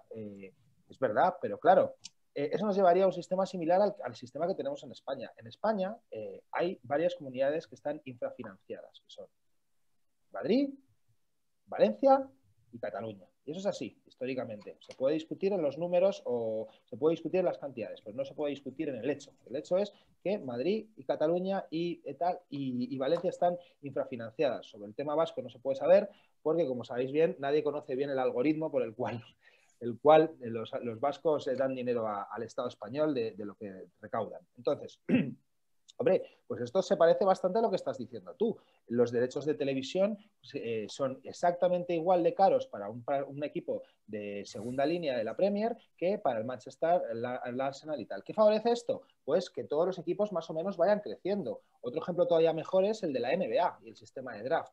Son sistemas que tienen contrapesos y que favorecen la cohesión elementos, o sea, en el caso de un gobierno como el de España, pues entre autonomías, etcétera. Entonces yo ahí no estoy de acuerdo, que es verdad que Extremadura pues tiene muchas carencias, pero hombre, lo que no se puede decir es que Extremadura y Andalucía no hayan crecido mucho en los últimos 40 años. ¿Qué decirse? Extremadura lo desconozco, el sistema es... Extremadura tampoco, ¿eh?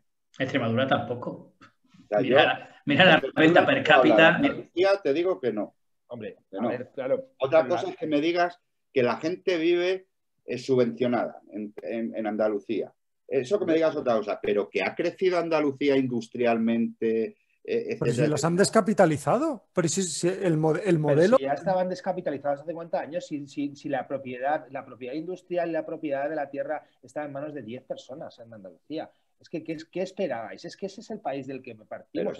Pero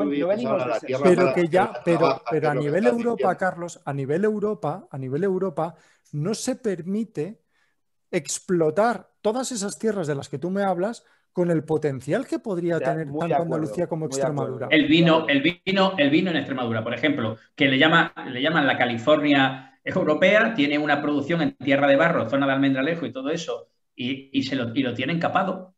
Y lo capa la denominación de origen cava, por ejemplo, el cava, que lo tienen los catalanes, lo capan. ¿Por qué? ¿Y dónde va? Mira, es un buen ejemplo. ¿Dónde acaba el dinero de los catalanes en el cava? Acaba en fondos de inversión extranjeros y en sociedades extranjeras. ¿Dónde acabaría el dinero capado o la producción que le niegan a Extremadura en la denominación de origen cava? Acabaría en Extremadura, o sea, en España. Eso es un buen ejemplo al respecto de cómo hay ciertas normas que nos tiran para abajo. Y entonces yo no creo en la solidaridad, no creo en que nosotros hayamos tenido un gran crecimiento. Sí, hombre, obviamente hay mucha más gente alfabetizada en Extremadura, afortunadamente. Si por recursos, y en España, si por recursos humanos Extremadura no es. Y por recursos de tierra y capacidad de recursos y número de recursos, perdón, tampoco es. Capacidad de producción. Capacidad de producción, perdóname, sí, efectivamente. Si no es eso, la cuestión es que hemos heredado una serie de yugos a lo largo de las últimas décadas que ahora estamos en la situación que estamos y que en algún momento tendrá que explotar porque es que es insostenible. ¿Tú te crees que unos fondos extranjeros pueden estar, por ejemplo, mangoneando, y lo conozco bien, el sector del cava, cuando hay una producción que podría ser netamente española, con dinero netamente para España, para productores, intermediarios, transportistas y tal, españoles, y sin embargo se va la pasta fuera de España? A mí, pues que me lo expliquen, porque o nosotros somos muy imbéciles o las cosas están muy mal hechas. Y ya te digo, en Extremadura muy imbéciles no somos, ¿eh? Yo estoy de acuerdo en eso que dices. O sea, se pagaron determinados precios por entrar en Europa y ahora lo estamos viendo. Francia tenía mucho miedo a la capacidad agrícola española y Francia tenía mucho miedo a según qué ámbitos industriales españoles, y bueno, pues se capó y se controló. Y eso es cierto. Y ahora estamos sufriendo las consecuencias. Eso estoy de acuerdo. Pero no tiene nada que ver con el modelo de Estado, desde mi punto de vista. Bueno, tiene que ver que los políticos que ha ofrecido Extremadura al Congreso de los Diputados no han peleado por unos beneficios para Extremadura. Es que tiene que ver eso. Claro, es que para mí es la base de todo. Es decir, tiene que ver lo que ha dicho Carlos, que ha reconocido en tres intervenciones suyas cesión por gobernabilidad. 3 veces. Ahora lo has vuelto a decir en el caso de, perdóname, no me acuerdo, en lo de la Unión Europea, que tienes toda la razón, y es que es así, pero es que de aquellos polvos, estos lodos, ceder por la gobernabilidad, por la entrada en Europa, por la entrada en la ONU, no, en la ONU no se cedió nada, ya te digo yo que no se cedió nada, fue la ONU la que se bajó los pantalones. Carlos, yo no estoy en contra de un Estado federal, Cuando le oiga decir a los socios de Carlos, de Jorge, perdona, que aman a España por encima de todas las cosas. y que no se van a separar nunca. Entonces yo estoy a favor de los 17 estados federales en España, que cuando llegue el rey allí se le venere. Por lo que representa España. Es que eso pasa en Estados Unidos. Siempre ponéis el ejemplo de Estados Unidos. En Estados Unidos no se le ocurre al estado de Michigan, que por cierto acaba de salir, que ya lo ha ganado Biden, con lo cual es probable que gane Biden, no se le ocurre al estado de Michigan decir que es independiente de los Estados Unidos. Vamos, es que no se le ocurre. Entonces yo estoy a favor del Estado federal cuando le oiga a Jorge decir eso. Que ya me ha puesto caras extrañas solo con mencionárselo. Yo soy italiano. Le ha salido la urticaria. Yo soy italiano. A mí que me registren. Yo soy italiano. Claro, Oye, que tenemos que ir avanzando. Yo qué sé, es que estamos muy enrocados en posturas muy claras cada uno, ¿no? O sea, que no... No sé, ¿alguna conclusión final queréis hacer? Conclusión final, que compremos el libro de Manu, tío, y que nos dejemos de tonterías. Estoy deseando leerlo, Manu. Deseando leerlo, te lo digo. Gracias.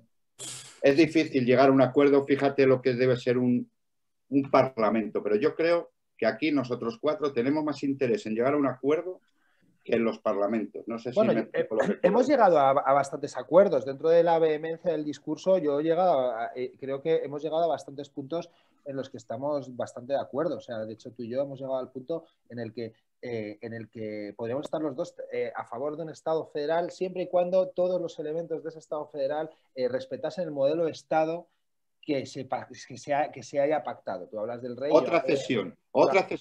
La monarquía es otra cesión. El modelo de Estado es otra cesión. Hombre, pero la monarquía fue otra cesión. Claro. ¿Tú, por ejemplo, estarías de acuerdo en votar al jefe de Estado?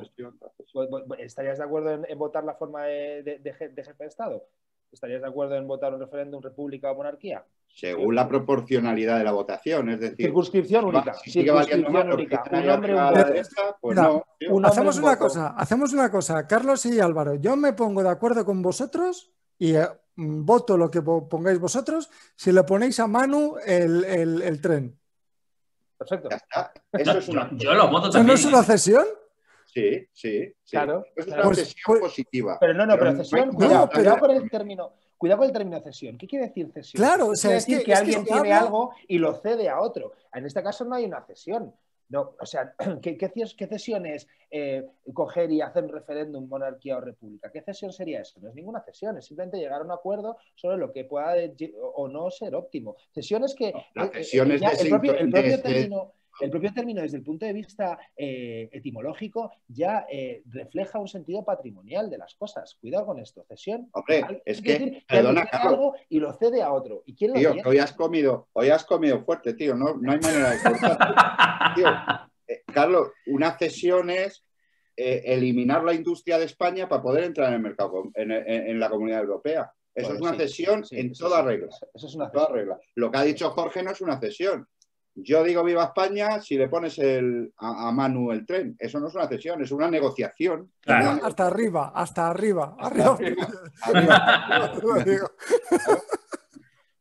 O sea, que está claro que aquí se puede llegar a un acuerdo con opiniones totalmente dispares y en el Congreso no se llega. ¿Por qué? Pues porque hay otras cosas, hay intereses, hay... Por ponernos un poco estupendos, mirad que la RAE tiene una visión de la palabra cesión bastante más indulgente que nosotros. Es renuncia de algo, posesión, acción o derecho que alguien hace a favor de otra persona. O sea, lo ponen como una opción positiva. Tú, Carlos, lo pones prácticamente como si fuera Satanás, el cesor. No, claro, pero fíjate que la RAE está estableciendo que existe algo que es tuyo y que tú cedes. Entonces, claro, el término cesión, por ejemplo, como lo ha dicho Álvaro, de ceder capacidad industrial para entrar en la Unión Europea, pues sí estás sacrificando algo que es tuyo para obtener otra cosa, ¿no? A nivel caso, político, por ejemplo, del referéndum sobre monarquía o república, ¿qué cesión hay? La cesión la estamos haciendo todos los republicanos, que yo creo que a día de hoy somos mayoría, estamos dejando pues seguir teniendo un jefe de Estado como el que tenemos. Yo votaría monarquía o república, seguro que sí, pero antes de meterme en ese fregado, quiero saber qué es república. La república tiene muchas formas de república. La república bananera. Monarquía o república es muy amplio eso, macho. Monarquía ¿Y qué tipo de república? ¿La de Unamuno y Ortega o la de Diosdado Cabello? La de Unamuno y Ortega, ¿no? Claro. Hombre, yo preferentemente sí, Diosdado Cabello se ve que comía mucho jamón de Joselito, según dicen. Y Azaña y todos los demás, sí, hombre. Yo prefiero la de Ortega, yo prefiero la República de Ortega. Claro, entonces, monarquía, está claro que es la monarquía. Una cosa que no vale para nada, de acuerdo. Pero ¿qué república votamos, Carlos? Que ahí te veo yo que me la has querido clavar. Hay que imaginaros a Echenique dando el parte de la República todas las mañanas. O sea, Echenique que se está convirtiendo en el mayor opositor de Podemos. Como siga así, ese señor va a dejar sin un voto a Podemos. Bueno, yo es que empiezo a pensar que Echenique está financiado por Vox. Por Bannon, en serio. Sí. Por el PSOE. Sí, por Bannon. Es el soldado infiltrado de Bannon. Yo creo que está financiado por el PSOE. Más que por Vox, está financiado por el PSOE. Ojo. No descartes nada. Todos sabemos aquí que Vox aparece porque quiere el Partido Socialista y Podemos aparece porque quiere el Partido Popular. Porque quiere Mariano Rajoy, ¿no? Es así. O sea, que no te pueda... Lo de Echenique puede ser. Bueno, ¿qué? ¿Qué noticias? Pasamos a noticias. Venga, vamos a noticias. Venga, dos veces que me preparo, digo, me quedo sin noticias. Álvaro, venga. Pero rapidito, que ya llevamos 1h30 aquí con la tontería. Y sin cenar, tío. La noticia, para mí, era la de la semana pasada, pero como no la ha dado nadie, mantengo la intriga. El tema de las fake news, sé que soy muy pesado, pero ha dicho el Congreso que ya Pablo Iglesias va a manejar esto y está solucionado. Quiero decir que cuando la pandemia, si os acordáis, bueno, la pandemia sigue, cuando el estado que nos tuvieron ahí en casa sin movernos, cantando con el dúo dinámico cada media hora, se denunciaron 24 por parte de Podemos, 24 noticias que afectaban a la seguridad nacional, por lo que decían. A día de hoy han salido las 24 sentencias, ha perdido todas. Ese que ha perdido todas es el que va a manejar la verdad o la mentira durante los medios de comunicación. Y quería que quedara esto medianamente claro. Ha perdido todas. Bueno, pero bueno, yo estoy muy tranquilo porque este pueda ser el presidente de la República, Carlos. Ahí es lo que quiero ver. ¿Qué república? Ya lo dudo. A día de hoy no tendría ese apoyo. Sin embargo, Pedro Sánchez... No, yo creo que ¿sabes quién sería el presidente de la República? ¿Quién saldría como presidente de la República? Felipe de Borbón. Si se presentase. Yo igual Rafa. ¿Quién, Rafa? Sí, no, Rafa. Mira, yo creo que hoy en día nadie quiere defender a la monarquía porque es indefendible. Y más lo que ha salido esta semana, que ya no es que ya afecta hasta a la pobre Leonor. Creo que las pagas de los domingos también llevan ahí comisión. Calla. Estás muy equivocado, Álvaro. Estás muy equivocado. Estás muy equivocado. No, pero a la gente le pasa lo que a mí. Le da miedo a la República porque la República la tiene focalizada con otra cosa, con lo que no es la República. La República puede ser buena o puede ser mala, pero aquí la gente en España tiene focalizada la República de Carlos que quiere llevarme al paredón a mí otra vez. Es lo que quiere. Eso no es cierto. No, eso no es broma. Pero la gente lo tiene focalizado con esa República. Y entonces por eso defienden a la monarquía, Jorge. Yo creo que a la monarquía como tal, como institución, no hay nadie con dos dedos de frente que la defienda. Otra cosa que dicen, si me tiran a estos, me vienen los otros, porque hay otra... No hay nadie que pueda pensar que una república la pueda presidir Santiago Abascal, por ejemplo, por decir algo. Es que la gente ve república y ve la tricolor, y es que eso no es la república. Pero a ver, también seamos justos un poco históricamente. Esa república de la que se habla y que se demoniza, que parece que al final era una cosa de rojos contra azules, no nació con ese espíritu. El Pacto de San Sebastián nacía con un espíritu mucho más transversal de lo que se podría dar a día de hoy. O sea, Alcalá Zamora no era un rojo peligroso incomunista, Maura no era un rojo peligroso incomunista. Había diversos grupos como Acción, ¿cómo se llamaba? Este grupo catalán. Acción Republicana. Era un grupo pues más cercano a los planteamientos de Cambó y tal. era una república mucho más transversal, lo que pasa es que las circunstancias también eran las que eran. Yo creo que la mayoría de la gente razonable... Perdona que te corte. El ejemplo de lo que tú estás... El ejemplo de lo que tú estás diciendo lo representa la imagen esa que tenemos de la república con la bandera tricolor, un coronel subido... A ese coronel le fusila la república. Sí, ese tío que ha salido con la bandera de la república, es lo que tú estás diciendo. La república no era aquello. El propio Azaña dijo, entre Franco y los republicanos, me quedo con Franco. El propio Azaña. O sea, y Azaña también dijo aquello de la república la han matado los propios republicanos. O sea, que tienes toda la razón. Pero la gente lo que ve hoy entre esa disyuntiva monarquía o república es aquella república y entonces le da miedo, por eso defienden a la monarquía, Jorge. Pero porque no se ha puesto encima de la mesa nunca se ha puesto encima de la mesa un proyecto de república que sea diferente al último que vivimos. Y yo, es que aquí en España ni se plantea. Mira, es lo que yo siempre le digo a los catalanes. Mira, a los catalanes independentistas siempre les digo exactamente lo mismo. Vosotros sois independentistas porque a vosotros os han dicho muchas bondades de lo que podría ser la independencia catalana, etcétera, etcétera, etcétera, pero nadie os ha explicado lo que podría ser una España con vosotros de otra manera. Es decir, porque solo os han dicho esto y por el otro lado recibir hostias y no podéis votar. Son los dos únicos mensajes que habéis tenido. Pero yo estoy seguro que si al final surgiese un referéndum por la independencia realmente, con argumentos reales, hasta seguramente con cesiones reales, los catalanes se quedarían. Es que estoy convencido. Estoy convencido. Oye, venga, vamos a avanzar, vamos a seguir porque vamos a seguir. Carlos, ¿tu noticia? Bueno, una que le va a encantar a Álvaro, que tampoco merece mayor consideración, pero solo por dejarla caer. Los Franco aceptan entregar el Pazo de Meirás al Estado provisionalmente. La familia del dictador accede a devolver la finca en tanto se resuelve su recurso a la sentencia. Pues te voy a contestar y creo que me vas a entender perfectamente. No tengo nada que decir de la familia Franco. Pues perfectamente. De la familia Franco. No sé si me he explicado. Sí. Una mierda. Vale. No tengo nada que hacer. Más claro agua, Álvaro. Me voy a callar. Muy bien. Porque me ha cabreado hoy eso. ¿Qué hay detrás? Alguna cesión. Estoy convencido. Y otros que nos peguemos por la memoria de su abuelo. Y me callo ya que me ven. Tío, que al final me ven. Me callo ya.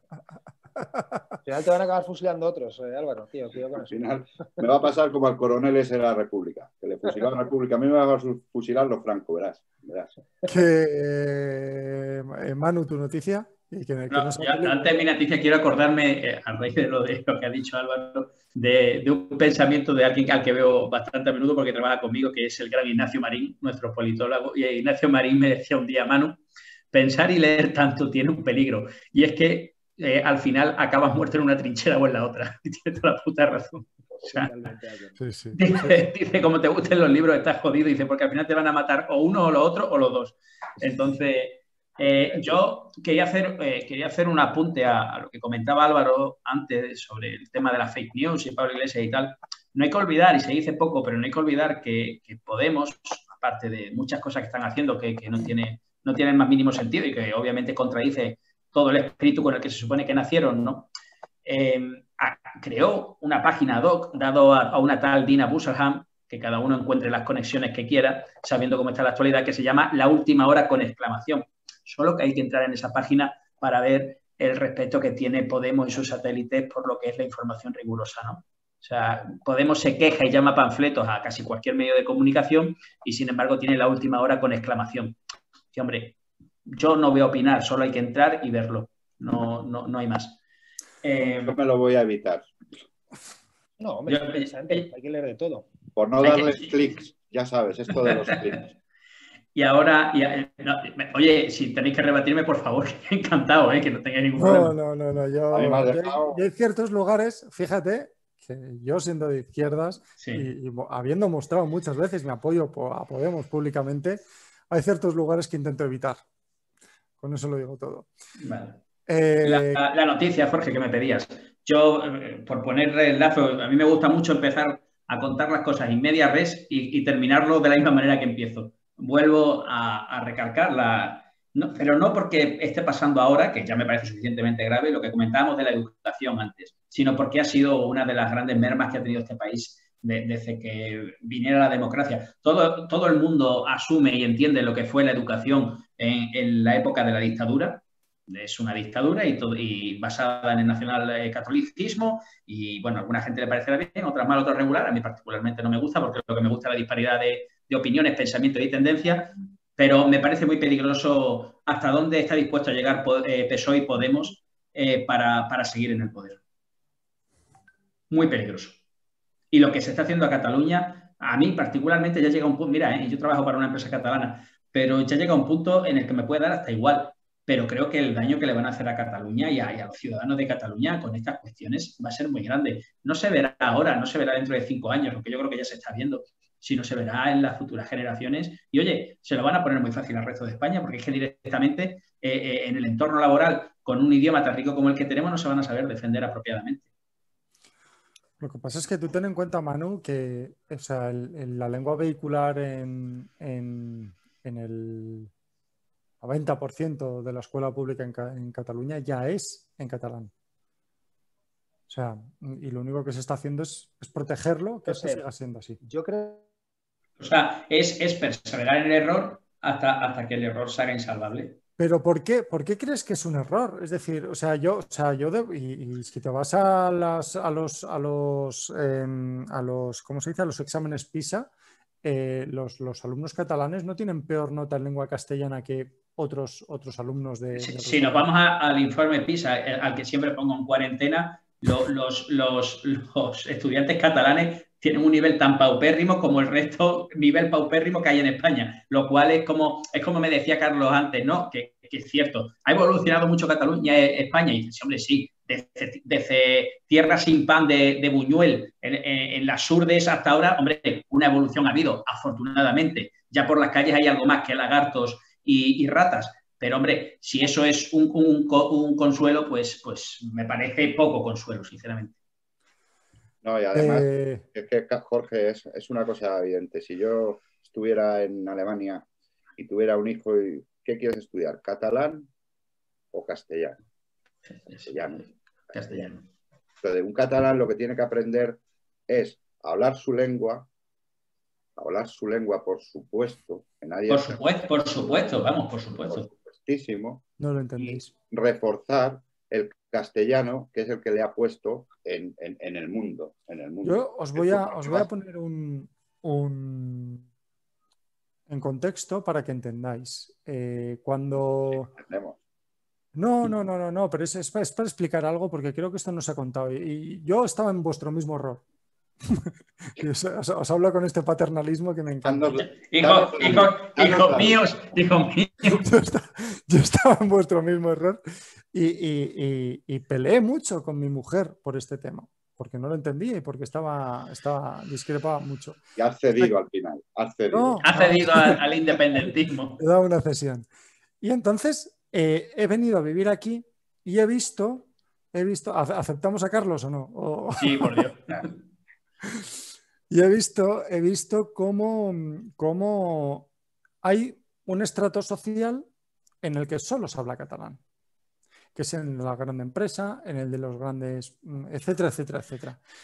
Y la única manera que tiene cualquier persona o el extremeño que se viene a currar a Cataluña, porque Cataluña, quieras que no, es una zona con una capacidad económica muy potente, la única manera que tiene el hijo de ese extremeño, porque ese extremeño, ya te digo yo, que no va a poder entrar en según qué círculos, porque es así, forma parte de las formas habituales. Pero la única forma que tiene el hijo de ese extremeño en codearse con el hijo de ese catalán y después, mañana, montar una empresa y entrar en según qué círculos, y pedir según qué ayudas, etcétera, etcétera, etcétera, es mediante el idioma. Y os juro que... Me dejas más tranquilo, Jorge. O sea, que esto lo estás haciendo por el hijo del extremeño me tranquiliza barbaridad. Es una cosa que me tranquiliza mucho. ¿Ves? Mucho. ¿Ves? Con lo cual, Me me lo alegro. voy a pensar, te lo juro. Pero vamos, no te lo crees ni tú. Que tú lo hayas podido autoconvencer, lo entiendo. Lo entiendo porque si no estarías durmiendo en el sofá. Lo entiendo, pero Bueno, tú vamos, puedes que pensar no lo que pueda. quieras. Que Tú no puedes pueda. pensar lo que quieras. Yo, Yo creo, mira, ojalá vinierais aquí y lo vierais, porque yo de verdad Yo les... trabajo, Jorge, yo trabajo con ellos, ¿eh? Y además tengo muy buena relación y estoy contento con el trato que me Sí, dispensan gente estupenda. a pesar de ser extremeño. Yo siempre que voy allí y me dicen, ¿y tú de dónde eres? Siempre les digo lo mismo, del Bajo Ampurdá. Que es una cosa que le hizo mucha gracia a mi jefe la primera vez que lo dije y desde entonces es una fórmula que siempre que estamos en alguna reunión o en alguna comida yo siempre digo lo mismo. Yo digo, yo soy del Bajo Ampurdá. Entonces mi jefe ya explica la coña, tan bajo, que es extremeño y tal. Y yo detesto cosas preocupantes.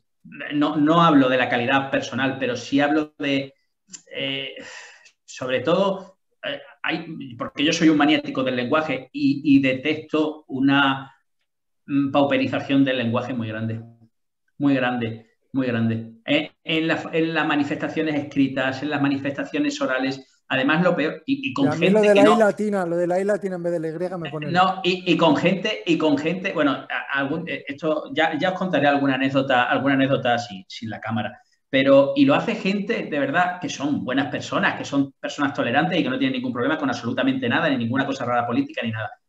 Pero lo tienen tan automatizado que su manera de comunicar se está viendo degradada y al final es que yo no sé cómo le irá el Chiringuito a Torra, Mas y toda esta gente regular, muy regular, y afortunadamente que les vaya cada vez más regular porque encima han hecho lo que han hecho, ¿no? O a Puigdemont. Pero a la gente normal de la calle que bailen esa sardana, no lo entiendo. Yo cada vez lo entiendo más. Carlos, ¿tu yo, noticia? Ya la ha dado, la de los Ah, perdona, pues me toca a mí.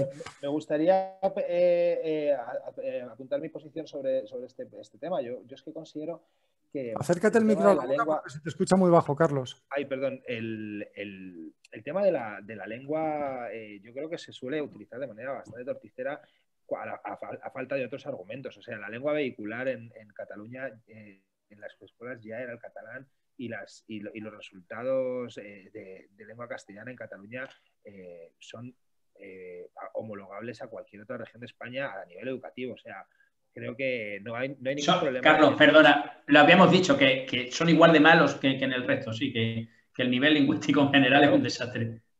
No sé, yo es que, por ejemplo, observo que por ejemplo, planteando el nivel de oratoria de los parlamentarios, no tienen mejor oratoria aquellos que se oponen a este tipo de medidas. O sea, por ejemplo, no pueden ir presumiendo del uso del castellano precisamente quienes más beligerantes son con este asunto. O sea, solo hay que ver las intervenciones de Abascal en el Congreso, están lejos de tener un mínimo nivel intelectual aceptable. Entonces, pero es extrapolable al nivel general del Congreso. Quizás los mejores oradores siguen siendo los del PNV, lo cual a mí siempre me ha hecho mucha gracia. Pero la tradición esa de Joshua Ercoreca y de toda esta gente hablan español de putísima madre, con perdón de taco.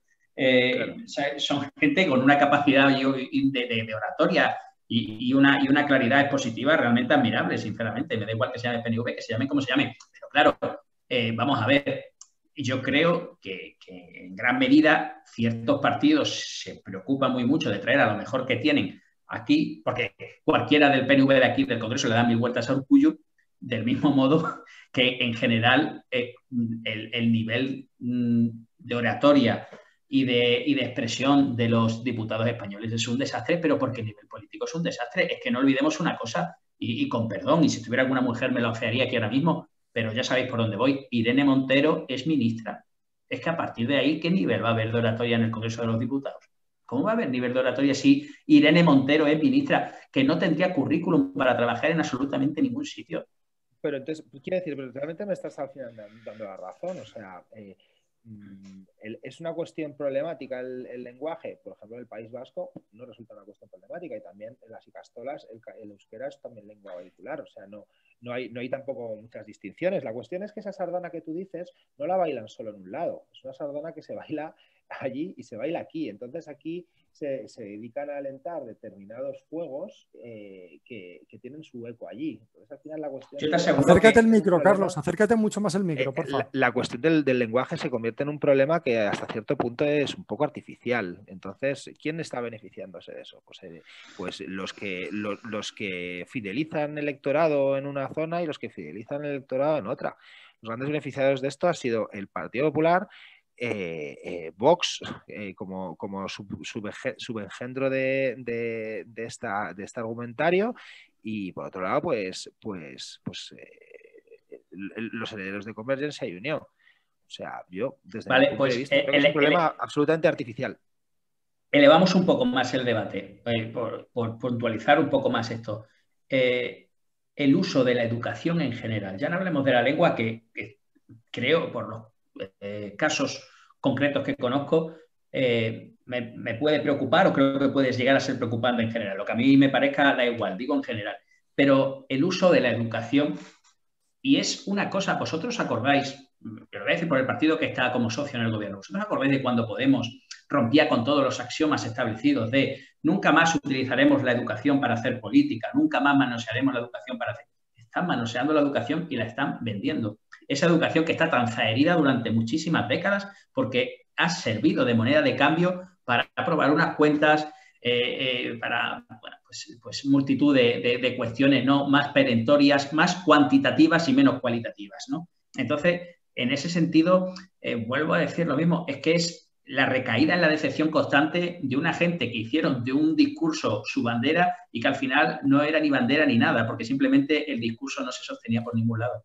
Pero no, Manu, no, porque tú estás hablando, o sea, la decepción se la tienes que preguntar al votante de Podemos, que ya ha perdido unos cuantos, ¿eh?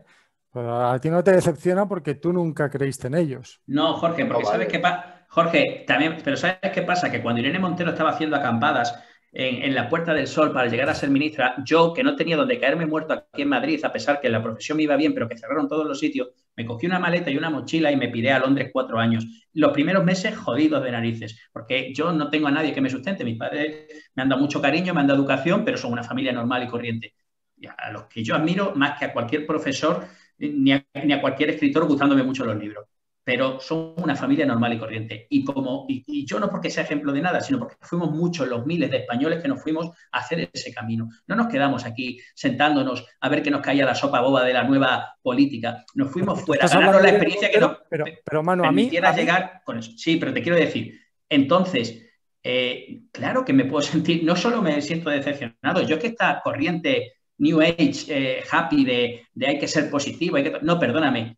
Ser pesimista hoy en día es un acto de inteligencia. ¿Qué es ser positivo y ser optimista? ¿Qué razón tiene eso? Después de la que hemos pasado y de la que se vuelve a venir encima 10 años después. O sea, ¿qué optimismo puedo tener yo cuando Irene Montero es ministra y tengo muchísimos compañeros de profesión y de promoción como tú que se fueron al carajo y que no trabajan de absolutamente nada? Manu, pero tú me estás hablando de Irene Montero y no entiendo por qué no me mencionas a Pablo Casado, que es él. Bueno, me da igual, sí, claro. Sí. Pero es que a mí esto que acabas de decir... Pero Jorge, ¿quién está en el gobierno? ¿Pablo Casado o Irene Montero? Pues me da igual. Te he dicho antes de ir para aquí. Es decir, ¿vale? hablamos de una generación política. Jorge, eso creo que lo dije yo en un debate hace poco. Los 350 diputados del Congreso son una porquería todo. No estoy de acuerdo. Pero, coño, no estoy de acuerdo. Y te lo dije el otro día y te lo vuelvo a decir hoy. Irene Montero es la representación exacta de lo que no debe ser un diputado. De lo que no debe ser un diputado. Pues es lo que está diciendo Manu. Es que es el extremo. Es el extremo. Ahí discrepo. Es el paradigma. Es el paradigma. Y somos 3.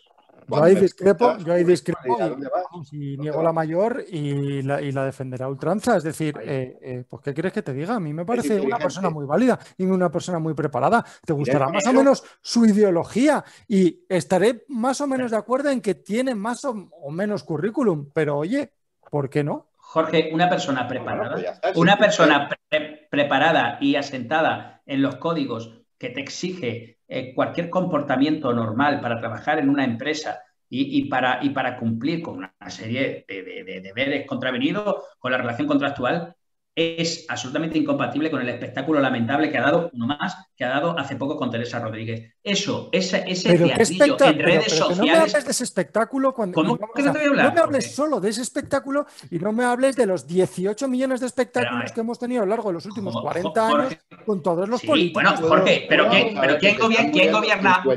No me vengas con la excusa de quién gobierna ahora. Pero, Jorge, ¿quién gobierna ahora? ¿Ella o Carlos III? Pero claro, es que a lo mejor podemos hablar de Carlos III o de José Bonaparte si quieres, pero... excusa, porque yo no sé a quién habrás votado tú, pero no me equivocaré mucho si estamos hablando entre... Te voy a decir una cosa, te puedes equivocar muchísimo, yo te lo digo. Porque a lo mejor te llevas una sorpresa. Porque no habrás votado, seguramente. No, pero a Irene Montero yo te digo yo que no, vamos, ni así. No, a Irene Montero seguro que no, pero a Inés Arrimadas o a Pablo Casado o a alguno de estos. No, pues mira, te falla el instinto, te falla el informe PISA y te falla la intuición, te fallan las tres cosas.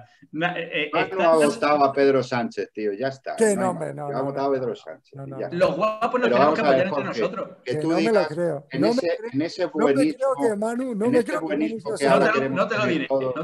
Yo sé que no me lo dirás, pero porque ha acertado. No has acertado. No, de verdad, te digo sinceramente. Luego te voy a poner un mensaje, te lo voy a decir. Y te voy a dar la argumentación de por qué lo hice. Vale. A mí me gustaría añadir una pequeña cosa a esto. Hombre, decís lo de politizar la educación. Hombre, a ver, hay que recordar que venimos de la ley Wert. O sea, que sí, por supuesto. Claro, catalanes. O sea, acércate al micro, Carlos, que se te escucha muy mal. Hablamos de que se hizo la asignatura de educación para la ciudadanía, que era una asignatura que recomendaba el Consejo de Europa, que recomendaban organismos europeos, y no se pudo llevar a cabo porque prácticamente la gente se puso en pie de guerra. No se pudo llevar a cabo una asignatura como educación a la ciudadanía porque contenía pues modelos de familias y determinadas cosas que, en fin, bueno, modelos de entonces, vida, claro, modelos de vida, a veces bueno, modelos de vida. Sí, pero al final hubo muchas querellas contra la asignatura en sí, y lo cierto es que los jueces que fallaron, o sea, fallaban a favor o en contra en función un poco de su posición ideológica. O sea, no se ha podido llevar a cabo una recomendación europea. Bueno, ahora con CELA lo vamos a arreglar, hombre, no te preocupes. Y bueno, a ver, y ya el tema Irene, yo con esto ya acabo el debate. Defender la educación en los últimos 25 años. Y ahí ha entrado Aznar, todos, el otro, el Garote y el de la moto. Es que yo no pero estoy, la cesión, es que soy muy de colores. Es que soy muy de colores. Es que la educación ha ido para atrás. Carlos, ya está. Sí, yo estoy de acuerdo, pero no es porque se haya cedido a los catalanes el uso de la lengua vehicular. Se ha ido para atrás porque es una cosa más. Porque se están desgravando, se está favoreciendo fiscalmente a los colegios concertados, porque se está favoreciendo fiscalmente a los colegios privados, por otro tipo de cuestiones, por cuestiones de índole ideológica, no de índole sentimiento nacional o identidad. Es por una cuestión de índole ideológica, es una cuestión de dinero. Es así lamentable. Por eso la educación pública es lamentable ahora. No porque se vehiculice en una... ¿Qué tiene que ver eso, Carlos, con que ahora la ministra ya ha dicho que se puede pasar con 6 suspensos? ¿Qué tiene que ver eso? Lo que se le esté dando a los colegios concertados. Efectivamente. ¿Qué tiene que ver? Esos son cuestiones diversas. Además, Carlos, que hablemos aquí de que es tema de dinero y no de sentimiento, al señor Artur Mas le brotó el sentimiento cuando se le acabó el dinero, ¿eh? Cuando vino a pedirle a Rajoy a la Moncloa, Rajoy le dijo que no había un duro, de repente todo fueron juegos florales para que Cataluña acabara en la independencia interruptus. O sea que claro, eso es así. Y luego el tema de Irene, yo soy un marxista convencido, de izquierdas de toda la vida, soy un rojo recalcitrante, para algunos incluso un rojo peligroso, y yo tengo que decir que a mí el hecho de que Irene Montero sea ministra del gobierno me parece una cuestión indecorosa. No voy a hablar de su cuestión, de su preparación o no. Es muy probable que sea una persona muy preparada. Yo ha habido veces que la he escuchado y me ha gustado lo que ha dicho. Ahora bien, a mí me parece, desde el punto de vista estético, me parece indecoroso que sea ministra y que sea a la vez la mujer del vicepresidente. Me parece indecoroso. Me parecería indecoroso si fuera de cualquier otro partido. No me parece bien. Efectivamente, de cualquier otro partido, de acuerdísimo. Ana Botella. Que no nos parece bien. Independientemente de la preparación de Irene Montero, que no voy a entrar a valorar eso, porque no voy a entrar a valorar eso. Puede ser una persona muy válida, pero yo considero que uno de los dos podría haberse echado a un lado. Ganan una cantidad de dinero, al final vas a participar en la vida política de una manera muy intensa igual, aunque estés en un segundo plano, o puedes esperar tu momento, puedes ser primero uno, luego otro, etcétera. Yo, desde mi punto de vista, no me parece bien, nunca me ha parecido bien, y creo que ahí Pablo se ha confundido y mezclar unas cosas con otras. Pero bueno, eso es voy a mi noticia. Mi noticia es que se han cambiado la forma de recontar otra vez los muertos del COVID. Hemos sumado 1.500 más, si no me equivoco. Y bueno, pues que nada, seguimos para tómbola. Yo creo que al final las pandemias, ¿cómo hemos mirado las pandemias a lo largo de la historia? Bueno, pues viendo qué tasa de mortalidades había con respecto a años anteriores, cuánta gente se moría, y comparándolo con ese año o esos 2 años o esos 3 años siguientes, ¿no? Lo que duró la enfermedad. Creo que hacer números ahora no tiene ningún sentido y que los números de esta pandemia los descubriremos dentro de 4, 5, 6 años, cuando podamos echar la vista atrás y podamos comparar realmente, ¿no? Creo que se está jugando y se está utilizando los números de una manera muy torticera, muy política y muy repugnante, además, muy repugnante, por parte además seguramente de todos los partidos, y que creo que lo que hay que hacer es trabajar para frenar, es decir, hacer cierros si hay que hacer los cierros, hacer aperturas si hay que hacer aperturas, hacer segregaciones o ampliar el transporte público cuando toque o no lo sé. Yo no soy ni epidemiólogo, ni médico, ni jurista, ni tal. Lo que creo es que creo que nos tenemos que dejar de fijar en los números porque no tiene sentido. No tiene sentido. Y dicho esto, hasta mañana y buenas noches. Buenas noches y buena suerte. Buenas noches y buena suerte. No, ¿queréis decir algo alguno? No sé. Yo quería decir que con el hambre que tengo y la razón que tienes, amén. yo sí quería decir una cosa, por ser un poco molesto, cuidado con la palabra segregación, que nos vamos a Johannesburgo rápidamente. Cuidado. No, es que te pasas demasiado tiempo en Cataluña. Pero una pregunta que tengo, hablo demasiadas veces a la semana con Álvaro. Esto de los números que dices, ¿por qué lo dices? Porque ahora ha cambiado la manera de contarlos. No tenía ni idea. O sea, sí, no, es que han aparecido 1.500 muertos de la nada. Sí, eso sí. Alguien ha dicho que teníamos un papel por aquí que de repente había 1.500 que no habíamos contado. Como las 140. No, pero no es un error de no es un error de contabilidad de que alguien se ha olvidado un papel. Oye, se han establecido nuevos protocolos para contarlo de una manera diferente. Entonces revisas los números y te salen 1.500 más. Es decir, están incluyendo los datos del INE ahora. Están incluyendo los datos del INE.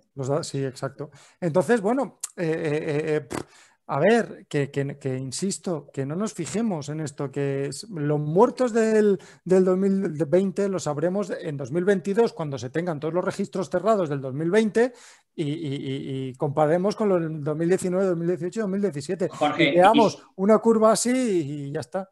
Y seguramente cuando haya otra tendencia política gobernando sacarán para machacar a la gestión de los otros y así será. Pero eso ocurrirá aquí, en la Comunidad de Madrid y más allá. No, pero el problema es que según el INE no habría 1.500 más, sino habría como 5.000 o 6.000 más.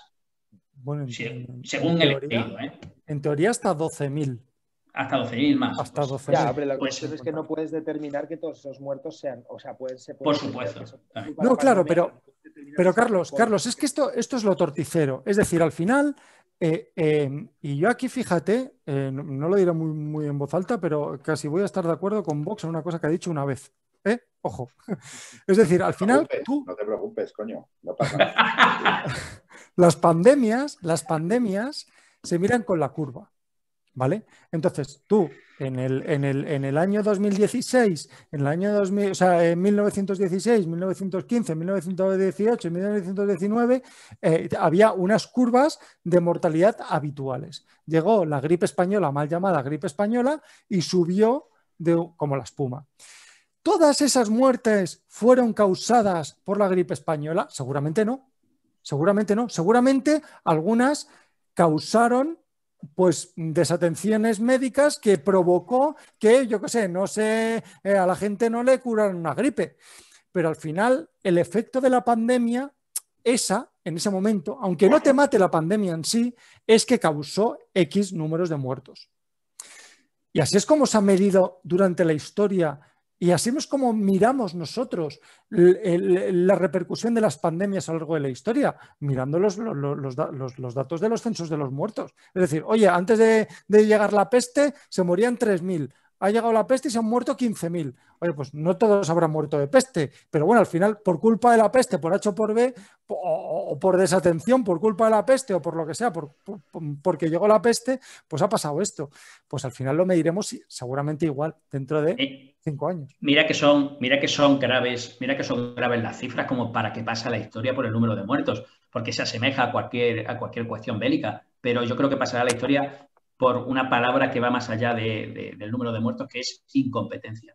Y creo que es una incompetencia que emparenta a muchos países, pero que en España, desde luego, vamos camino del récord Guinness. Por cierto, dice The Economist, Michigan cae del lado de Joe Biden. Ya solo quedan pues, Pensilvania, Georgia, Nevada, Carolina del Norte y Alaska. Ahora mismo el señor de la dentadura tendría 264 y el señor del pelo naranja 214.